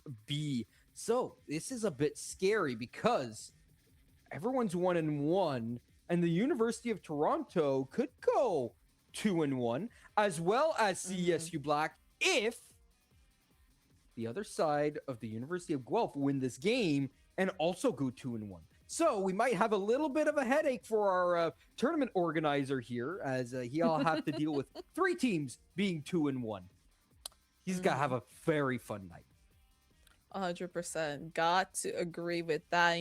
As we go into this knife round and, we talk about these kind of matchups here as well. Like, I mean, we're going to go on Ancient. And like, I gotta be honest, I'm not super familiar with Ancient, not super familiar with the changes to the map. So what can you tell me about Ancient? Like, what do you think? Is this more of attacker side, more defense sided? Oh, it's a T sided or CD side. I'm sorry. So what can you tell me about this map? Well, when it plays a lot like Mirage. That's why it's called Green Mirage, as a lot of people lovingly call it, as they're going to rush directly through Jaguar, right into Nico, as he gets pushed in by all of the T's. However, the information goes both ways. The opening goes towards the T side, but they push right into Nico, finds himself 2, looking for a third. He will get himself that. And so suddenly a 2-on-2, and the bomb right in front of the face of Nico. His teammate coming in through long side. So Sliggy needing to push through, waiting for his rep player to push out with the P250. Gets that first, the second peek out, gets the double peek through, and Zeke and Sliggy work together to win the opening round. I mean, just tighter okay, minus that. I mean, just tighter trades in general. They played so well together, as well as the trades were just very, very nice. But again, going into this next round is where things are going to become a little bit more pivotal. You have a little bit bias, and then on the other side of CSU Black, they are maybe looking to, even out those numbers. But again, very beginning of everything, anything can happen at the stage. And yeah, beginning of the game, and this is the best of 1 series as well. So, every round's going to count. Every round counts here. You can see it by their buy. They've got themselves Deagles and 5-7s. They are looking to just get themselves a couple of kills, maybe steal away the round, but they've mostly stuck with the bomb site, and that's just been the wrong position as the MAC-10 gets itself found, and that's a kill going the way of the CTs, and suddenly this could be a round for CESU as the push comes in. Let's see if they can retake. Got the bomb, got the bomb down. That's gonna be two again from the side of Guel. And all the time, all of a sudden, the numbers are down, and the attackers, the terrorists, they do have the advantage here. They do, and it's caused a save from the side of Ooh. CESU. You see here, Euro finding himself down into Swamp, which we lovingly call Shrek. Because, I mean, just look at the water around him. Look at the water down there. Little Little green, huh? Little green swampy, pool little there. Shreky. So it's lovingly called Shrek, that position, as the Deagle will be saved into the next round. Sadly, no rifle to be collected. This is the one of those next pivotal rounds, got the full buys potentially going on for both of these teams. And, I do really like how University of Guelph is playing this, though. They have been, not just going past just planting onto the site, but then also taking that space for CT and challenging, the CSU Black team for space, as well as, the numbers advantage when they are up in guns. For right now, the University of Guelph looking relatively solid after winning their pistol round. This was the issue for them up against the University of Toronto. They lost both pistol rounds and its conversions and the following preceding rounds, which is really what led them down that dark hole. Now, the University of Guelph looking to grab the T side advantage and continue on as Euro has pushed through behind in the back line, and Senka's done the same thing, but he's sunk his teeth into the first man he finds. Slowly but surely. Everything as ones, but I mean, CSU, that round, I love how they approach that take in different angles. They are coming from CT side and from T side, from lane, from back hole, all of these different angles, which is catching Guelph off guard. And that's really where, that kind of attack, they fell apart and allowed them to really secure that point. Bringing them up there one step closer to even on the scoreboard. And again, every single round counts. And going into the next round, we gotta expect maybe something similar coming in from CSU Black, loving how they were taking that, but they're actually going to take that mid space, which is ever so pivotal on Ancient. Look at this. Once again, a lot of utility being used down mid. That's exactly what you want to do. The smokes to block off positions on both B lane and the A site push. So it all comes down to whether the T's want to push through or not. And to push through right into Euro from the side of Word gets the opening kill. Playing very patiently. I love how Guelph is playing this, not peeking and pushing through smokes preemptively. They're biding time. They know they do have the numbers advantage there. They have a huge numbers advantage now at 4-on-3. Makes things even more difficult here for the CT side. Makes that a 4-on-2. And both of these players are towards the B site. However, the lurk, that Zeke is over towards the A site, looking around, giving up all that information. That juicy information. You see the bomb rotate towards the A site. There's no chance here for the CTs. They're going to cower towards the B site, and they're going to try and save their guns, try to bring them into the next round. I mean, mid-space just holding very, very masterful. They're playing very patiently, waiting for the other team CS to mess up. In that situation, you do have Word kind of going for, a little bit of a hunch, trying to, secure one of the kills and do a little bit of damage on their economy. But again, Tien also providing kind of almost like a fake information for CSU to stay on the site of B. While on the other side, as you said, Word was taking up so much space. Ooh, and that's a secure kill, and they're going for a hunt. As we said, Xander looking for something, trying to find kill, does find it, but is very, very low. But yeah, having A side secured, and at the end of the day, just playing for numbers, playing for your information. Gonna get timinged. Unfortunate for Xander there. No save of the guns. And I do want to point something out, actually, that you might like as a Valorant fan. The lead developer for Valorant in terms of the maps, right? His name is Volcano, and he created a map for Counter-Strike called Cache. It is a map based in Chernobyl for the nuclear power plant, right? A weapons cache in the nuclear power plant. That map recently this week got added back into the game after 7 years of not being in. And so Volcano despite being now a part of Valorant for the last 6 years and having developed all the maps, such as even Icebox, all right, even that map that no one likes, Strong words. it still goes his way. He still has his blood and DNA inside of Counter-Strike. Yeah, speaking about blood and DNA, and then where it's going to go down the hands of CSU Black, as now the numbers are in favor of CESU. Ooh, with the up in hand, but it's just not going to be quite enough, as that's the numbers evened out. Yeah, sadly for Heizo, he could have had a huge man advantage there. Instead, it goes back the way of Guelph because the op shot just completely missed.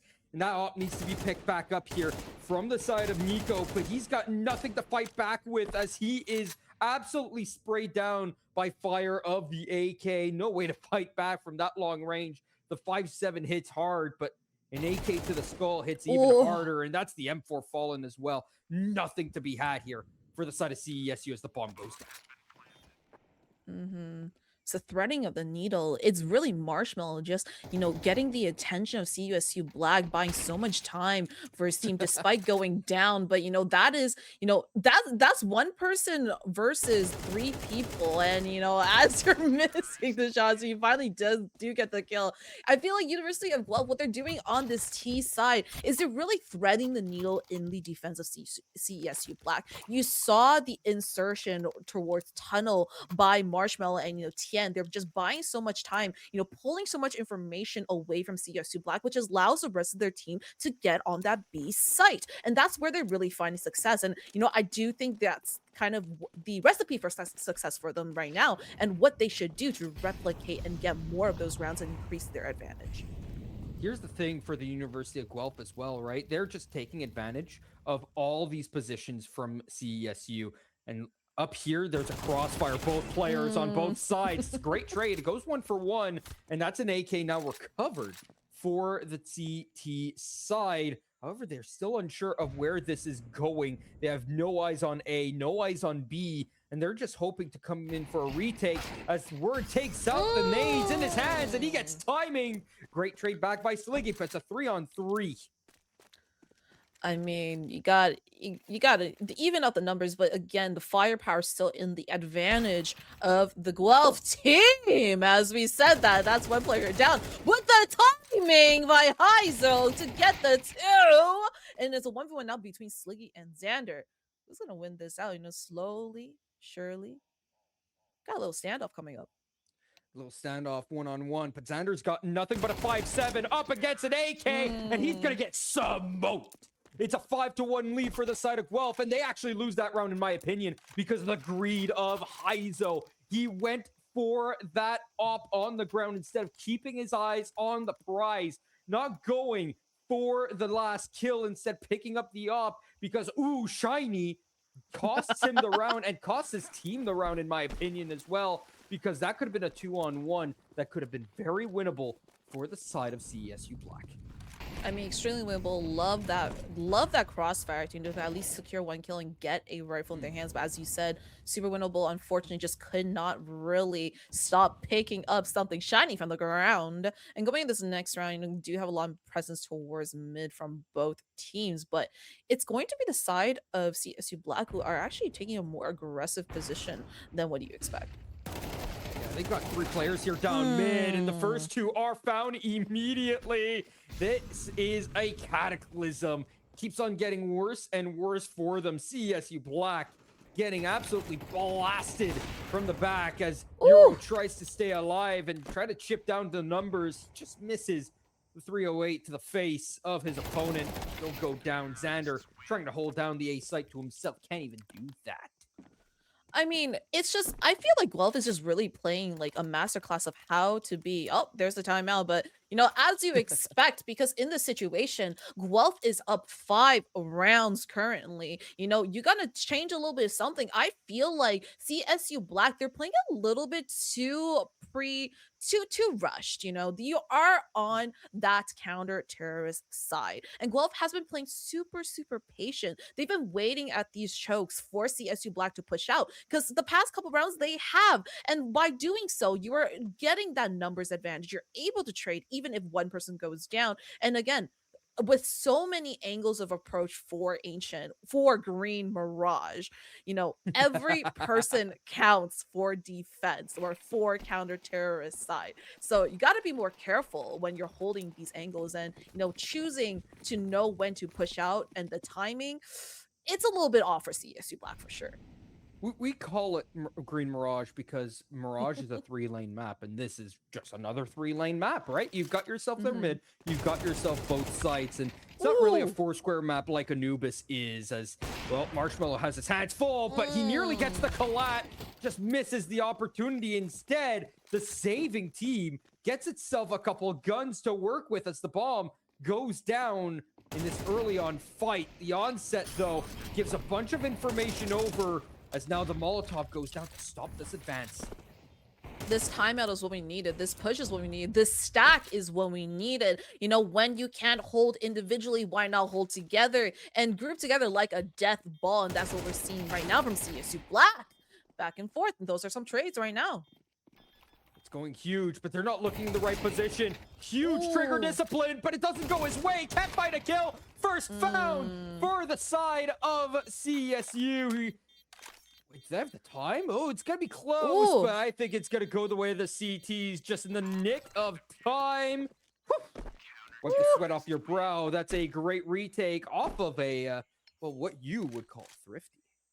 I mean, now you're just exposing me to everybody here that I am for sure a Valorant caster, excuse you. But yeah, as you said, a beautiful, thrifty Valorant terms for the side of CSU Black. That time it was what they needed. I love the pivot away from, now holding individual angles, being too spread out on this map. And these angles, but then playing together, playing off each other, playing that death ball, that change in strategy is exactly what they needed.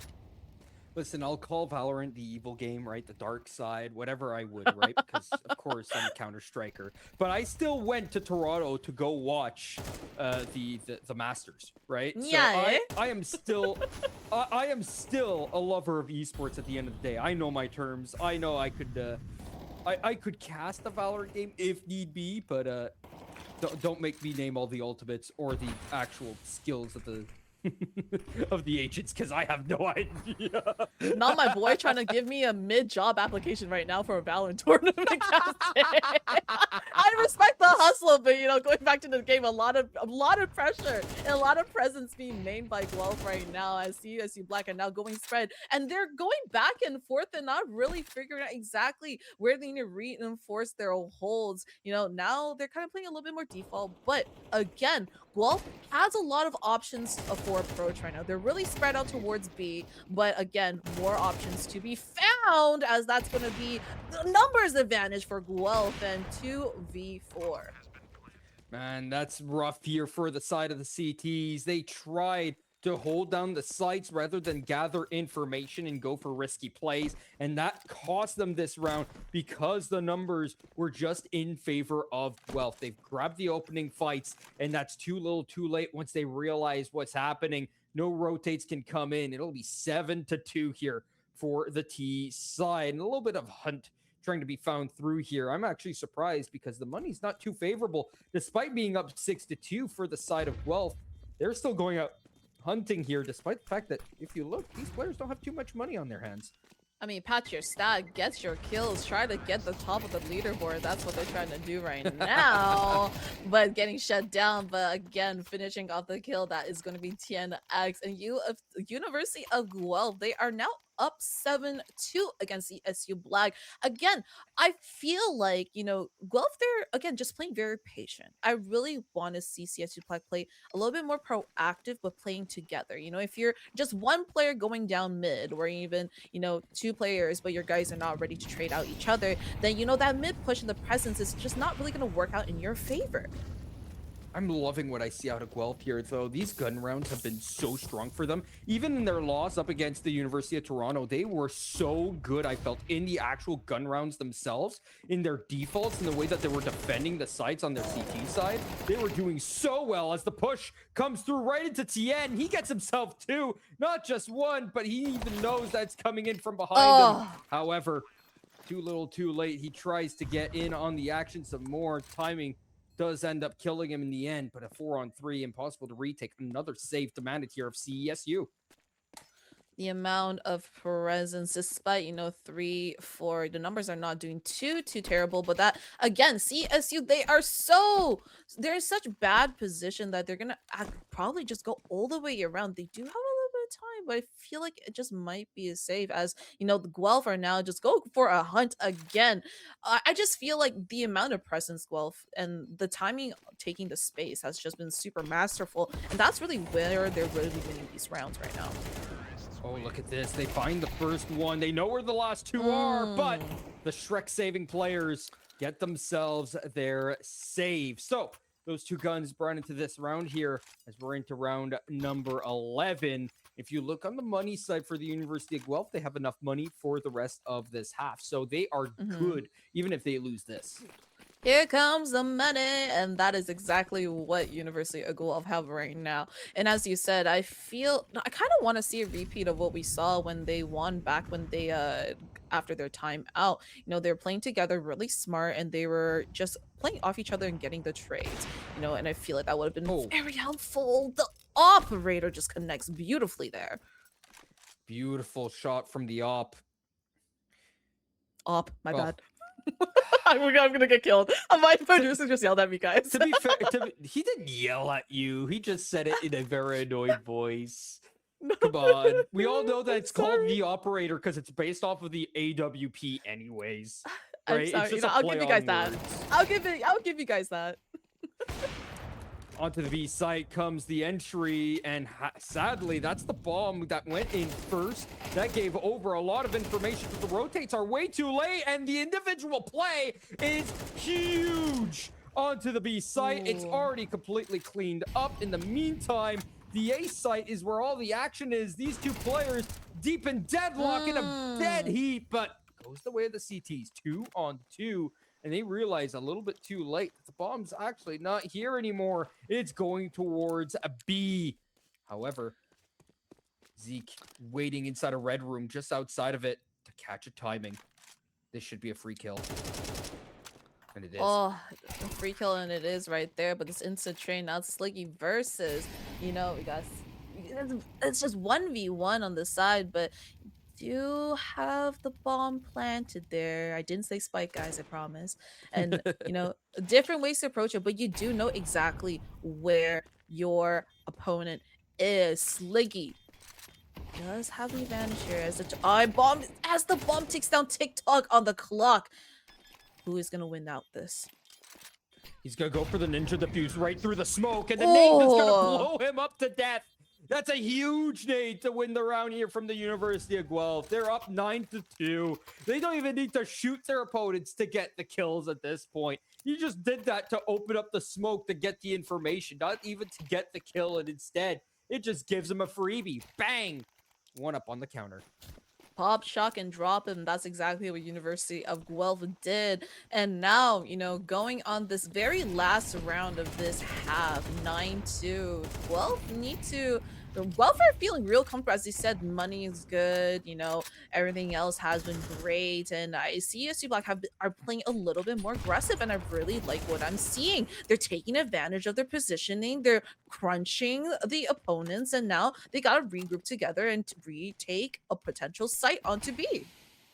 Well, here's the thing, though. It's a 4-on-2 for this retake. It's going to make things a lot harder, even though they got themselves man advantage because the bomb's not down just yet. In fact, where is the bomb? It's down there. Down towards mid side on the A site. And that's going to go up mid. Suddenly now, if you are Sliggy, NTN, you got to work together. In the crossfire, the first one doesn't even go their way. It's a 3-on-1 here for Sliggy. He'll get that second, pick up the op, but he's not got the bomb. And the bomb was seen in the bottom of mid, so at least there's that when it comes to information. So he knows where the last one is. He knows it's in red room. Just goes for the little peek. And Sen just waiting. His heart sinking. Does not want to lose this 1-on-4. And he won't. CSU Black bring it back with at least 3 under their belts as we switch sides. I mean, what a valiant effort.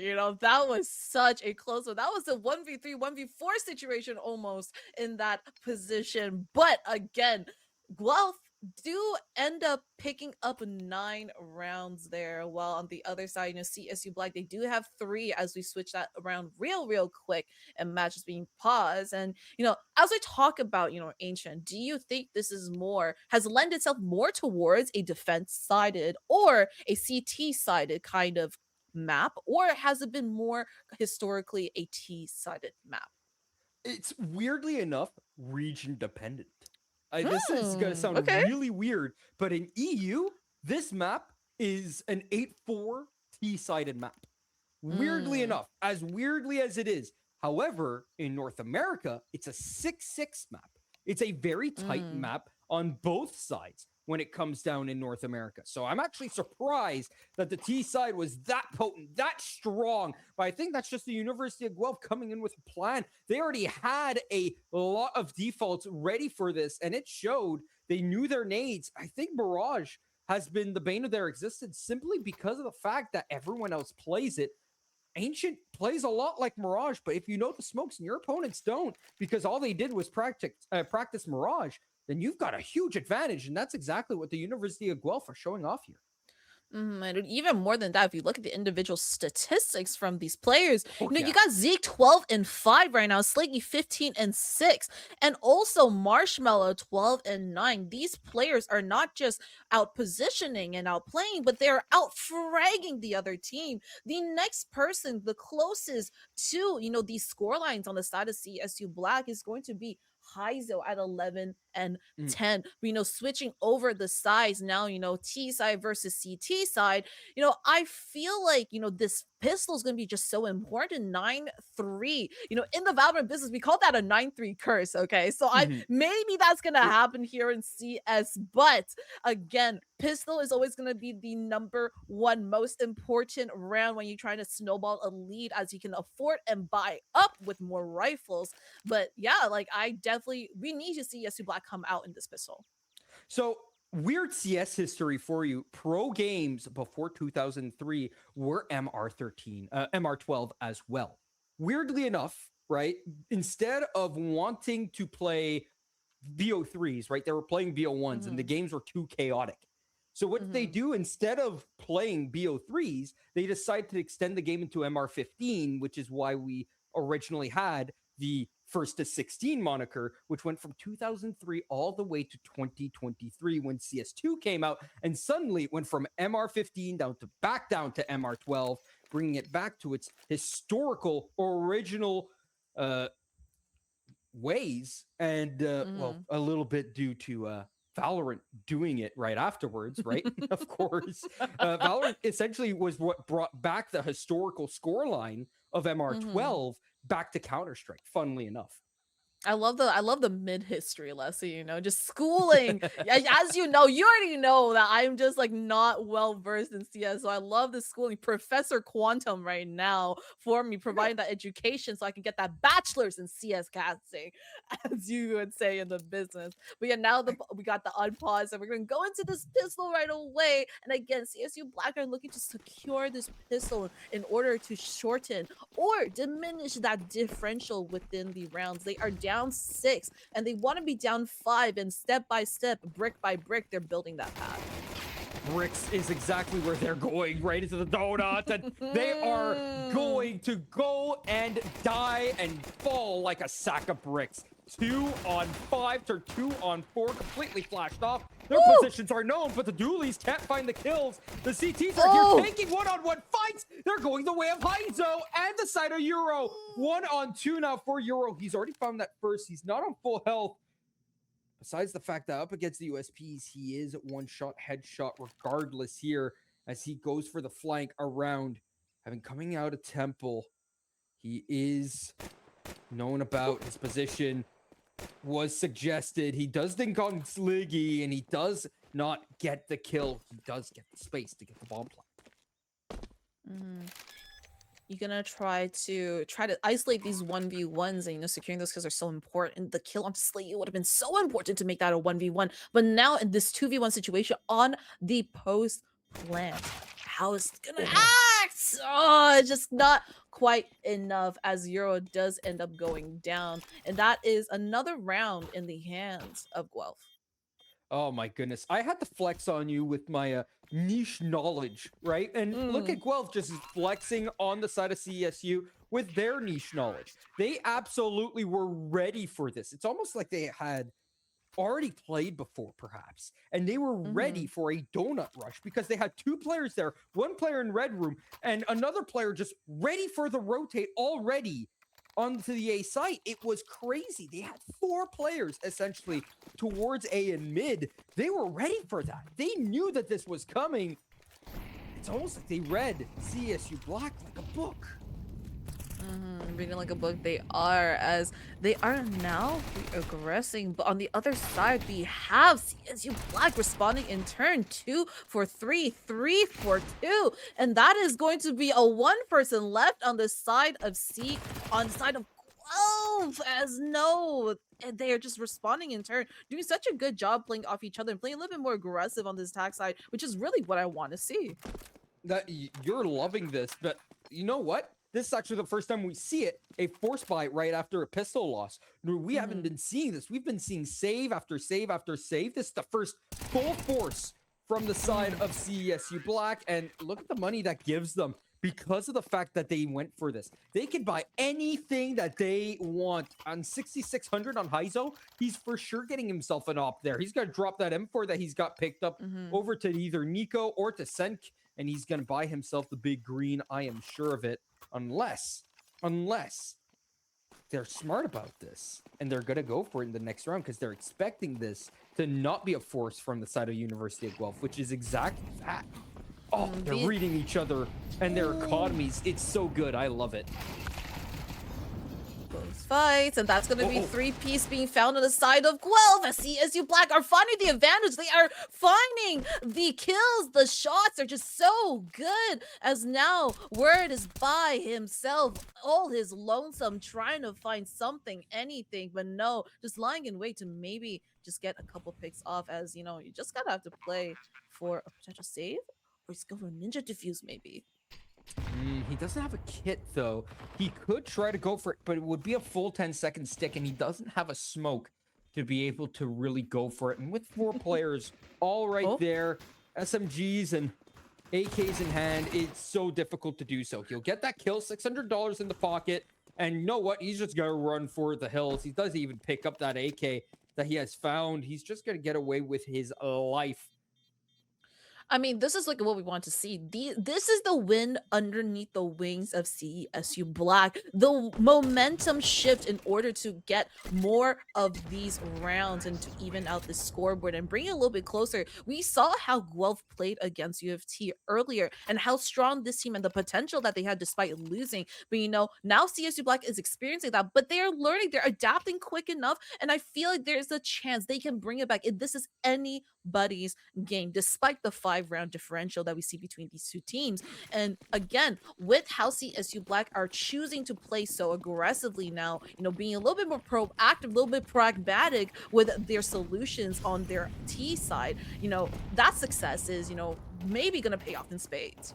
Their huge savior, though, has been Heizo. He's gotten himself 8 kills already in the first 3 rounds of this half, and it's going to be really helpful, especially when he does finally get help from his teammates. Another half buy from the side of the CTs, and they're going to find themselves in deep trouble. Heizo getting himself a 20 bomb within 16 rounds is a huge way to show off your skill. I called him greedy earlier, and he definitely was, but he's showing off why he was. At the end of the day, 5 alive for CSU Black. Look at the money they've got. 12,000 on Heizo. He doesn't even just have the op for the next round. He has the op for the round after that and the round after that. It's that flawless that you need, the momentum shift. It's the economy to bring the money back in your favor, to now afford the firepower to, you know, go for these different approaches of attack on T side. But again, Guelph are still up 4 rounds. They still have some options despite, earlier having, less gunpowder. But now it's just going to be a 1-for-1. But now it seems that Cs2 Black are now falling apart at the seams once again in the hands of Guelph. Let's see if Guelph can get things done here. Look at the push down mid, gets that first. And that is so much information. You know that the bomb's there now. And that is a full A rotate. However, the donut player could be in trouble here as the player gets out of Brokey. DNX, has a backup of a Zeke right there to help him out. And through the smoke, will get the kill as well. That is a round for the side of Guelph. And now, this gets tough here. You have the University of Guelph on 11. All the money on the side of CESU Black, they'll be able to rebuy into this and even into the next without an issue. The problem is that Guelph has been a train. Not only that, I feel like that last round was so super crucial. They were on their bye, and if they lost it, they're gonna go back to a save or potential save, But again, CSU Black, they're still pretty comfortable in their economy. They're still able to afford the rifles and have that kind of matching firepower. But again, what I want to see coming from CSU Black is not just decisive mid control, but aggressive plays. I feel like that has worked in their favor, and it's what we kind of saw playing by Guelph. They were aggressive, but they were also playing super patient. And when the minute you become a little bit impatient, you kind of get out of your positioning and you're by yourself, by your lonesome, without a proper way for your teammates to trade you. That's when the numbers advantage is going to come into play, and that's when you can start slipping up and losing these rounds. Well, let's see if they slip and fall or if they continue on going here on the side of CESU Black. They get the opening kill, but once again, still, I feel like there's an advantage here for Guelph. They were doing this as well. Up against the University of Toronto, they'd go down to the man disadvantage and then they'd be able to bring it back. However, going for that info and pushing down aggressively gets the kill down in the lower T steps, and that will go all the way back as the ramp is taken over by the T's. TNX here alone, and he can't hold it down. It'll be 11-7 as the bomb gets planted with 66 seconds left on this board. 40 now for Marshmallow to try and save. This is the aggression I want to see from CSU Black. This is the coordination I want to see. You're not only playing aggressive, but you're playing sure of yourself. You have your teammates next to you. You're able to jump out and double peek, triple peek in order to secure that kill, as well as trade in case something happens. Playing confidently, playing surely, as well as the presence, the aggression is paying off, but it's not messy, it's well coordinated, and that is where they are tripping Guelph up. But again, Guelph, they do have a 5-round lead, so again, that is still a big mountain to climb, and a mountain is what they're trying to diminish into a molehill here as they take one more round away from Guelph. Well, 11-7. They still have a 4-round lead here on the side of University of Guelph, but this is the opposite that was happening to them up against the University of Toronto, right? The University of Toronto were up 5-0, and Guelph were able to bring it back 6-6. Then the University of Toronto went up by another 3. They were up 9-6. And then the University of Guelph were able to bring it back, have their first lead, and then they let it slip through their fingers. In this case, they've won both their opening pistol and the consecutive rounds right afterwards. It was 9-3, right? It was 9-3.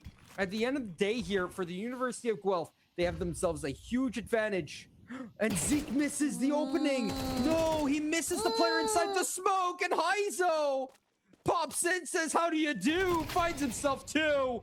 Make that even a 3rd. He's going huge, going for the 4th. Oh my god. What an opening sequence for the side of Heizo. He'll finally go down, but it's too little too late. You're not getting a 1v5 here. You're the side of Word, and my word, he doesn't. He gets shot in the back.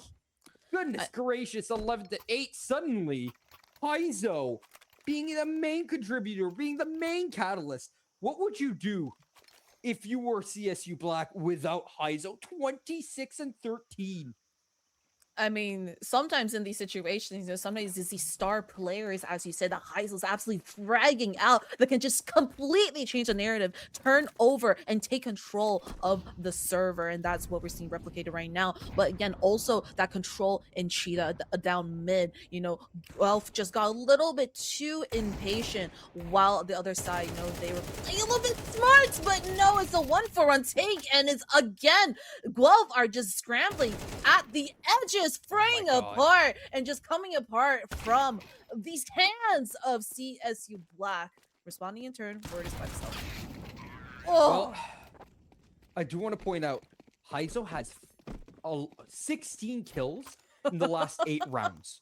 This is what's allowed Guelph to really lose this lead that they have. And CSU Black, I mean, they're going huge. They're even going to take their timeout after winning that last round. I think they're partying a bit too hard here. You can't count your chickens before they hatch, though. You got to be careful. The fat lady still hasn't sung just yet, even if the momentum's on your side. I gotta agree there, but again, University of Guelph, they're taking the mid control, I feel like it's kind of what I saw from CSU Black when they were on that CT side. They push down mid. You do want to take mid control, but then if you take it too preemptively, you're getting crunched by both elbow, cheetah, and window side too. So you got to be very careful when you're taking that mid control on Ancient. But again, the University of Guelph, when they went for that mid control, they were just getting caught off guard. They were just getting traded out super fast, and the opportunity for attack was just kind of cut off there. While on the other side, you do have CSU Black again playing so patiently, methodically, waiting for the Guelph team to push out and play those numbers, and then rotating off of those picks. Oh, the opening here from the side onto Zeke is huge. The push down by Word, though, gives the man advantage over. And now they're in trouble. That bomb can't be brought back. And suddenly it's a 1-on-3. And it looks like they're in trouble on CSU Black because Euro not in the server. Oh no, can I just say caster curse right now, right when I was glazing CUSU's Black's plan for attack, then Euro's now DC. So I'm sorry, I'll take blame for that. And that's just unfortunate situation. I mean, based on your analysis, you have a better understanding of Ancient, or as you like to call Green Mirage, with that classic 3-site take, or 3 ways of approach, I would say. Yeah. But as well as watching these two teams kind of duke it out, and also our previous knowledge of University of Guelph's game against University of Toronto, what do you think has to change? What do you think that CSU Black has to do to adapt, other than get Euro back on the server? Well, first of all, Heizo's been their only catalyst, right? You look over, and Nico's still on only 5 kills. Senk is on 14, doing quite decent, but Euro as well, he's only got himself 10 here. Xander and Senk have gotten themselves at least somewhat decent, right, into the second half. But I think Xander was on 10 kills already at the start of this half, and he's only gotten 5 kills in the last 10 rounds. So it's not talking that much. At the end of the day, for the side of the University of Guelph here, right? Their only big trouble has been Heizo, and if he's not fragging, the rest of the team just isn't there as good as Heizo has been. So that's been their real problem. And so for CSU, it's needing to get more than one player online, including, in this case, Euro. Yeah, can he get back online too? I gotta agree with that. I love the transition. W caster. W transition. But yes, as you said, when you have such a star player, having that light shine only on one person and not dispersing with the rest of the team is where I call that it's a raid boss tactic. Once Heizo goes down, University of Guelph, if I was on their team, I'd be like, raid boss down, we're good. We got this. It's fine. It's good, Or play opposite of the player that's just completely out-fragging everybody, right? So, a lot of fear comes down to it. A lot of action does come down to it. Euro's back online. Would take that mid control again. But then, you gotta make sure you're doing this properly. Gotta make sure you are doing this properly indeed. As the mid fights go the way of the CTs. They get that opening kill. But Heizo's still alive. You don't want to take that to your grave, because Heizo still around and kicking. Finally goes down. It's a 3-on-3.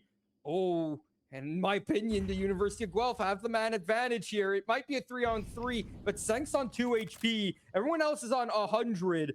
In the meantime, Heizo's dead. They've gotten themselves their 3 bottom fraggers actually on the side of CSU still alive.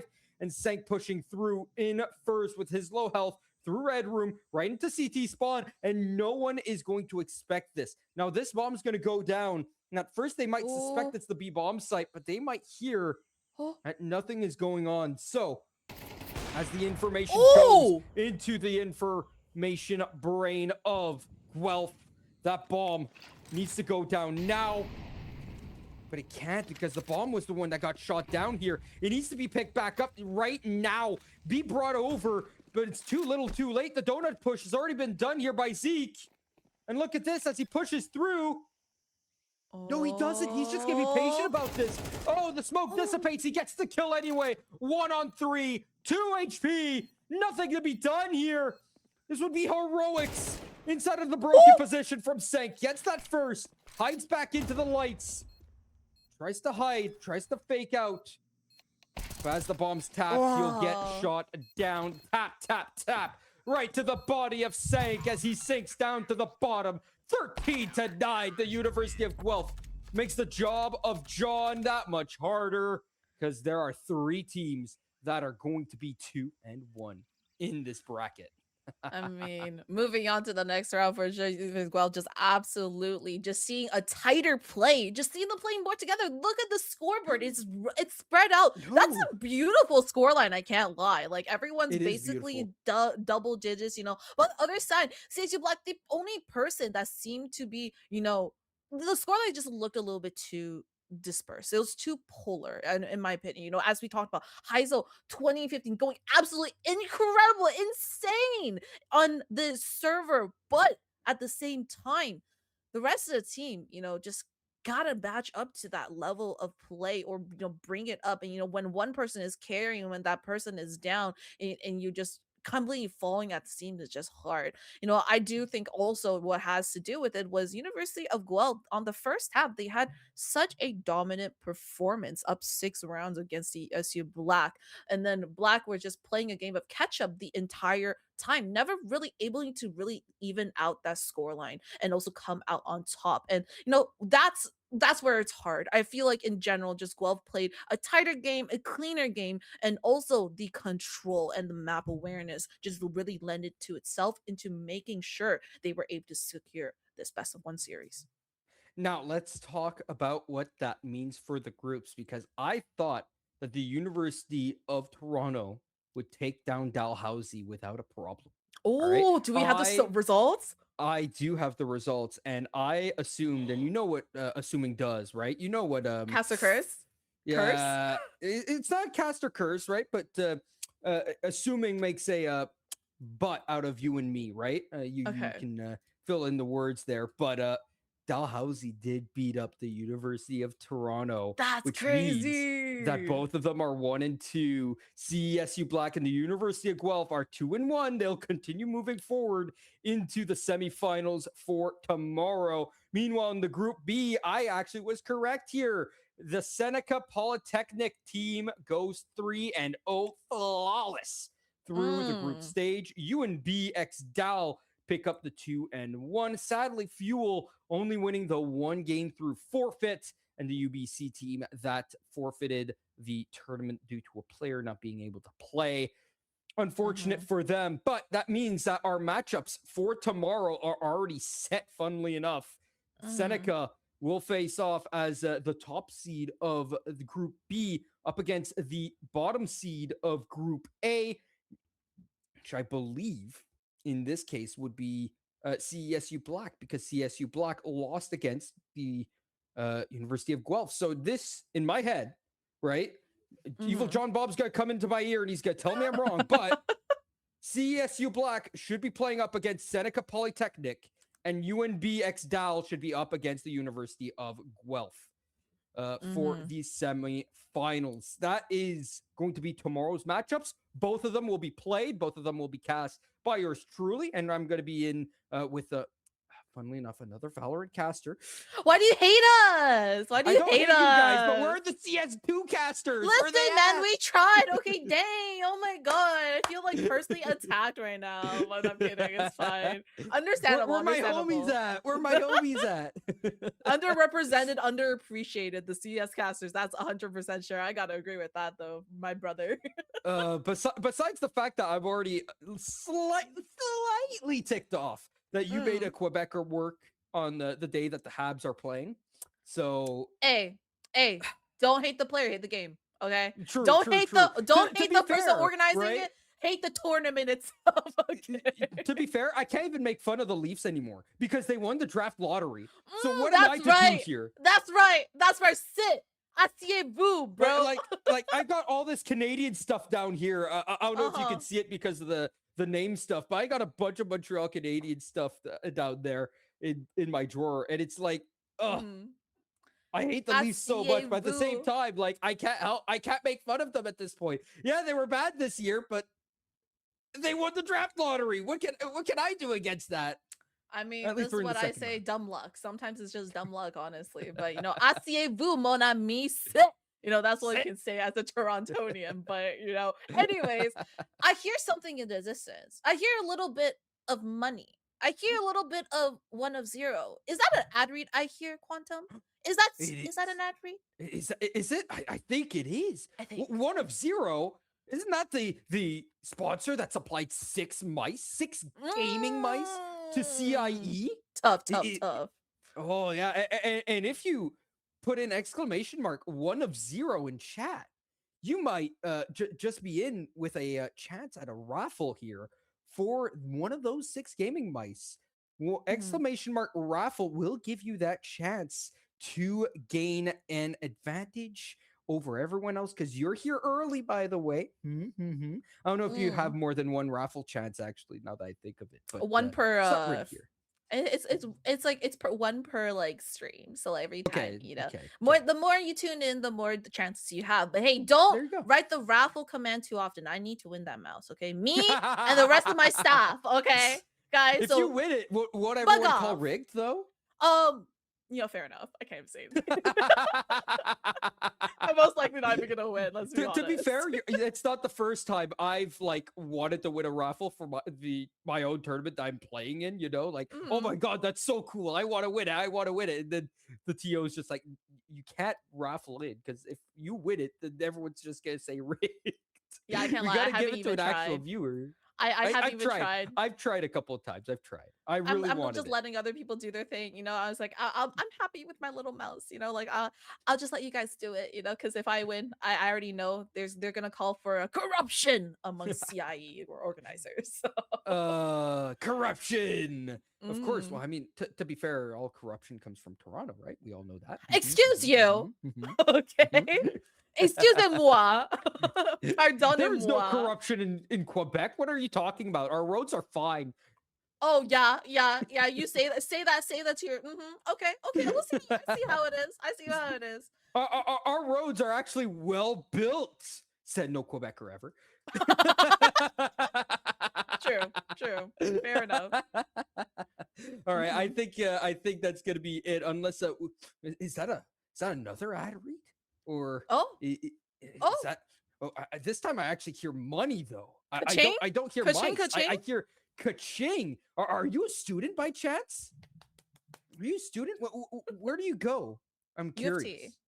UFT. Oh well, the University of Toronto. That means you're a student, and to help you focus on what's important, BMO has a checking and savings account, credit cards, and borrowing options specifically designed for students. Did you know that? Open a BMO account with students and get yourself up to $950, including a value of $175 cash with BMO's current student offers. Visit bmo.com/students for details. Anything else you want to say before we jump off? I just want to say sorry to the CS people, just in case my analysis was bad and the color was terrible. But I just want to say I tried. Second of all, I would love to say thank you to you. This is a great cast, and thank you to everybody else for watching. I'll let you close it out. I'll let you have the final words. As a Quebecer, because as a Torontonian, we got that draft pick. So I'm already happy though. I'm already happy with not having the last word. Okay, you got it. I don't know the score of the game, so if one of you mean people tell me the score line, I'm going to be so peeved off. But with Oh yeah, that make him said, cry. Make him cry more. Yeah. ladies and gentlemen, thank you so much for coming along. Thank you, Zykin, for being with me today. Thank you to Ninjix as well. Thank you to Evil John Bob, Phaser, and Zedroid being in the goats. background, doing all the things, flipping the screens, making things work in the background. Everyone did their job today. Everyone made this tournament come along perfectly for this first day of action. Two more to come along. Tomorrow, the semifinals, and on the 8th, the grand finals. Tune into both of those. You'll hear my wonderful voice and the wonderful voice of the co-casters that I will have with me for those games. Thank you, everyone, so much for coming along. Come back tomorrow night for more Counter-Strike. Good night.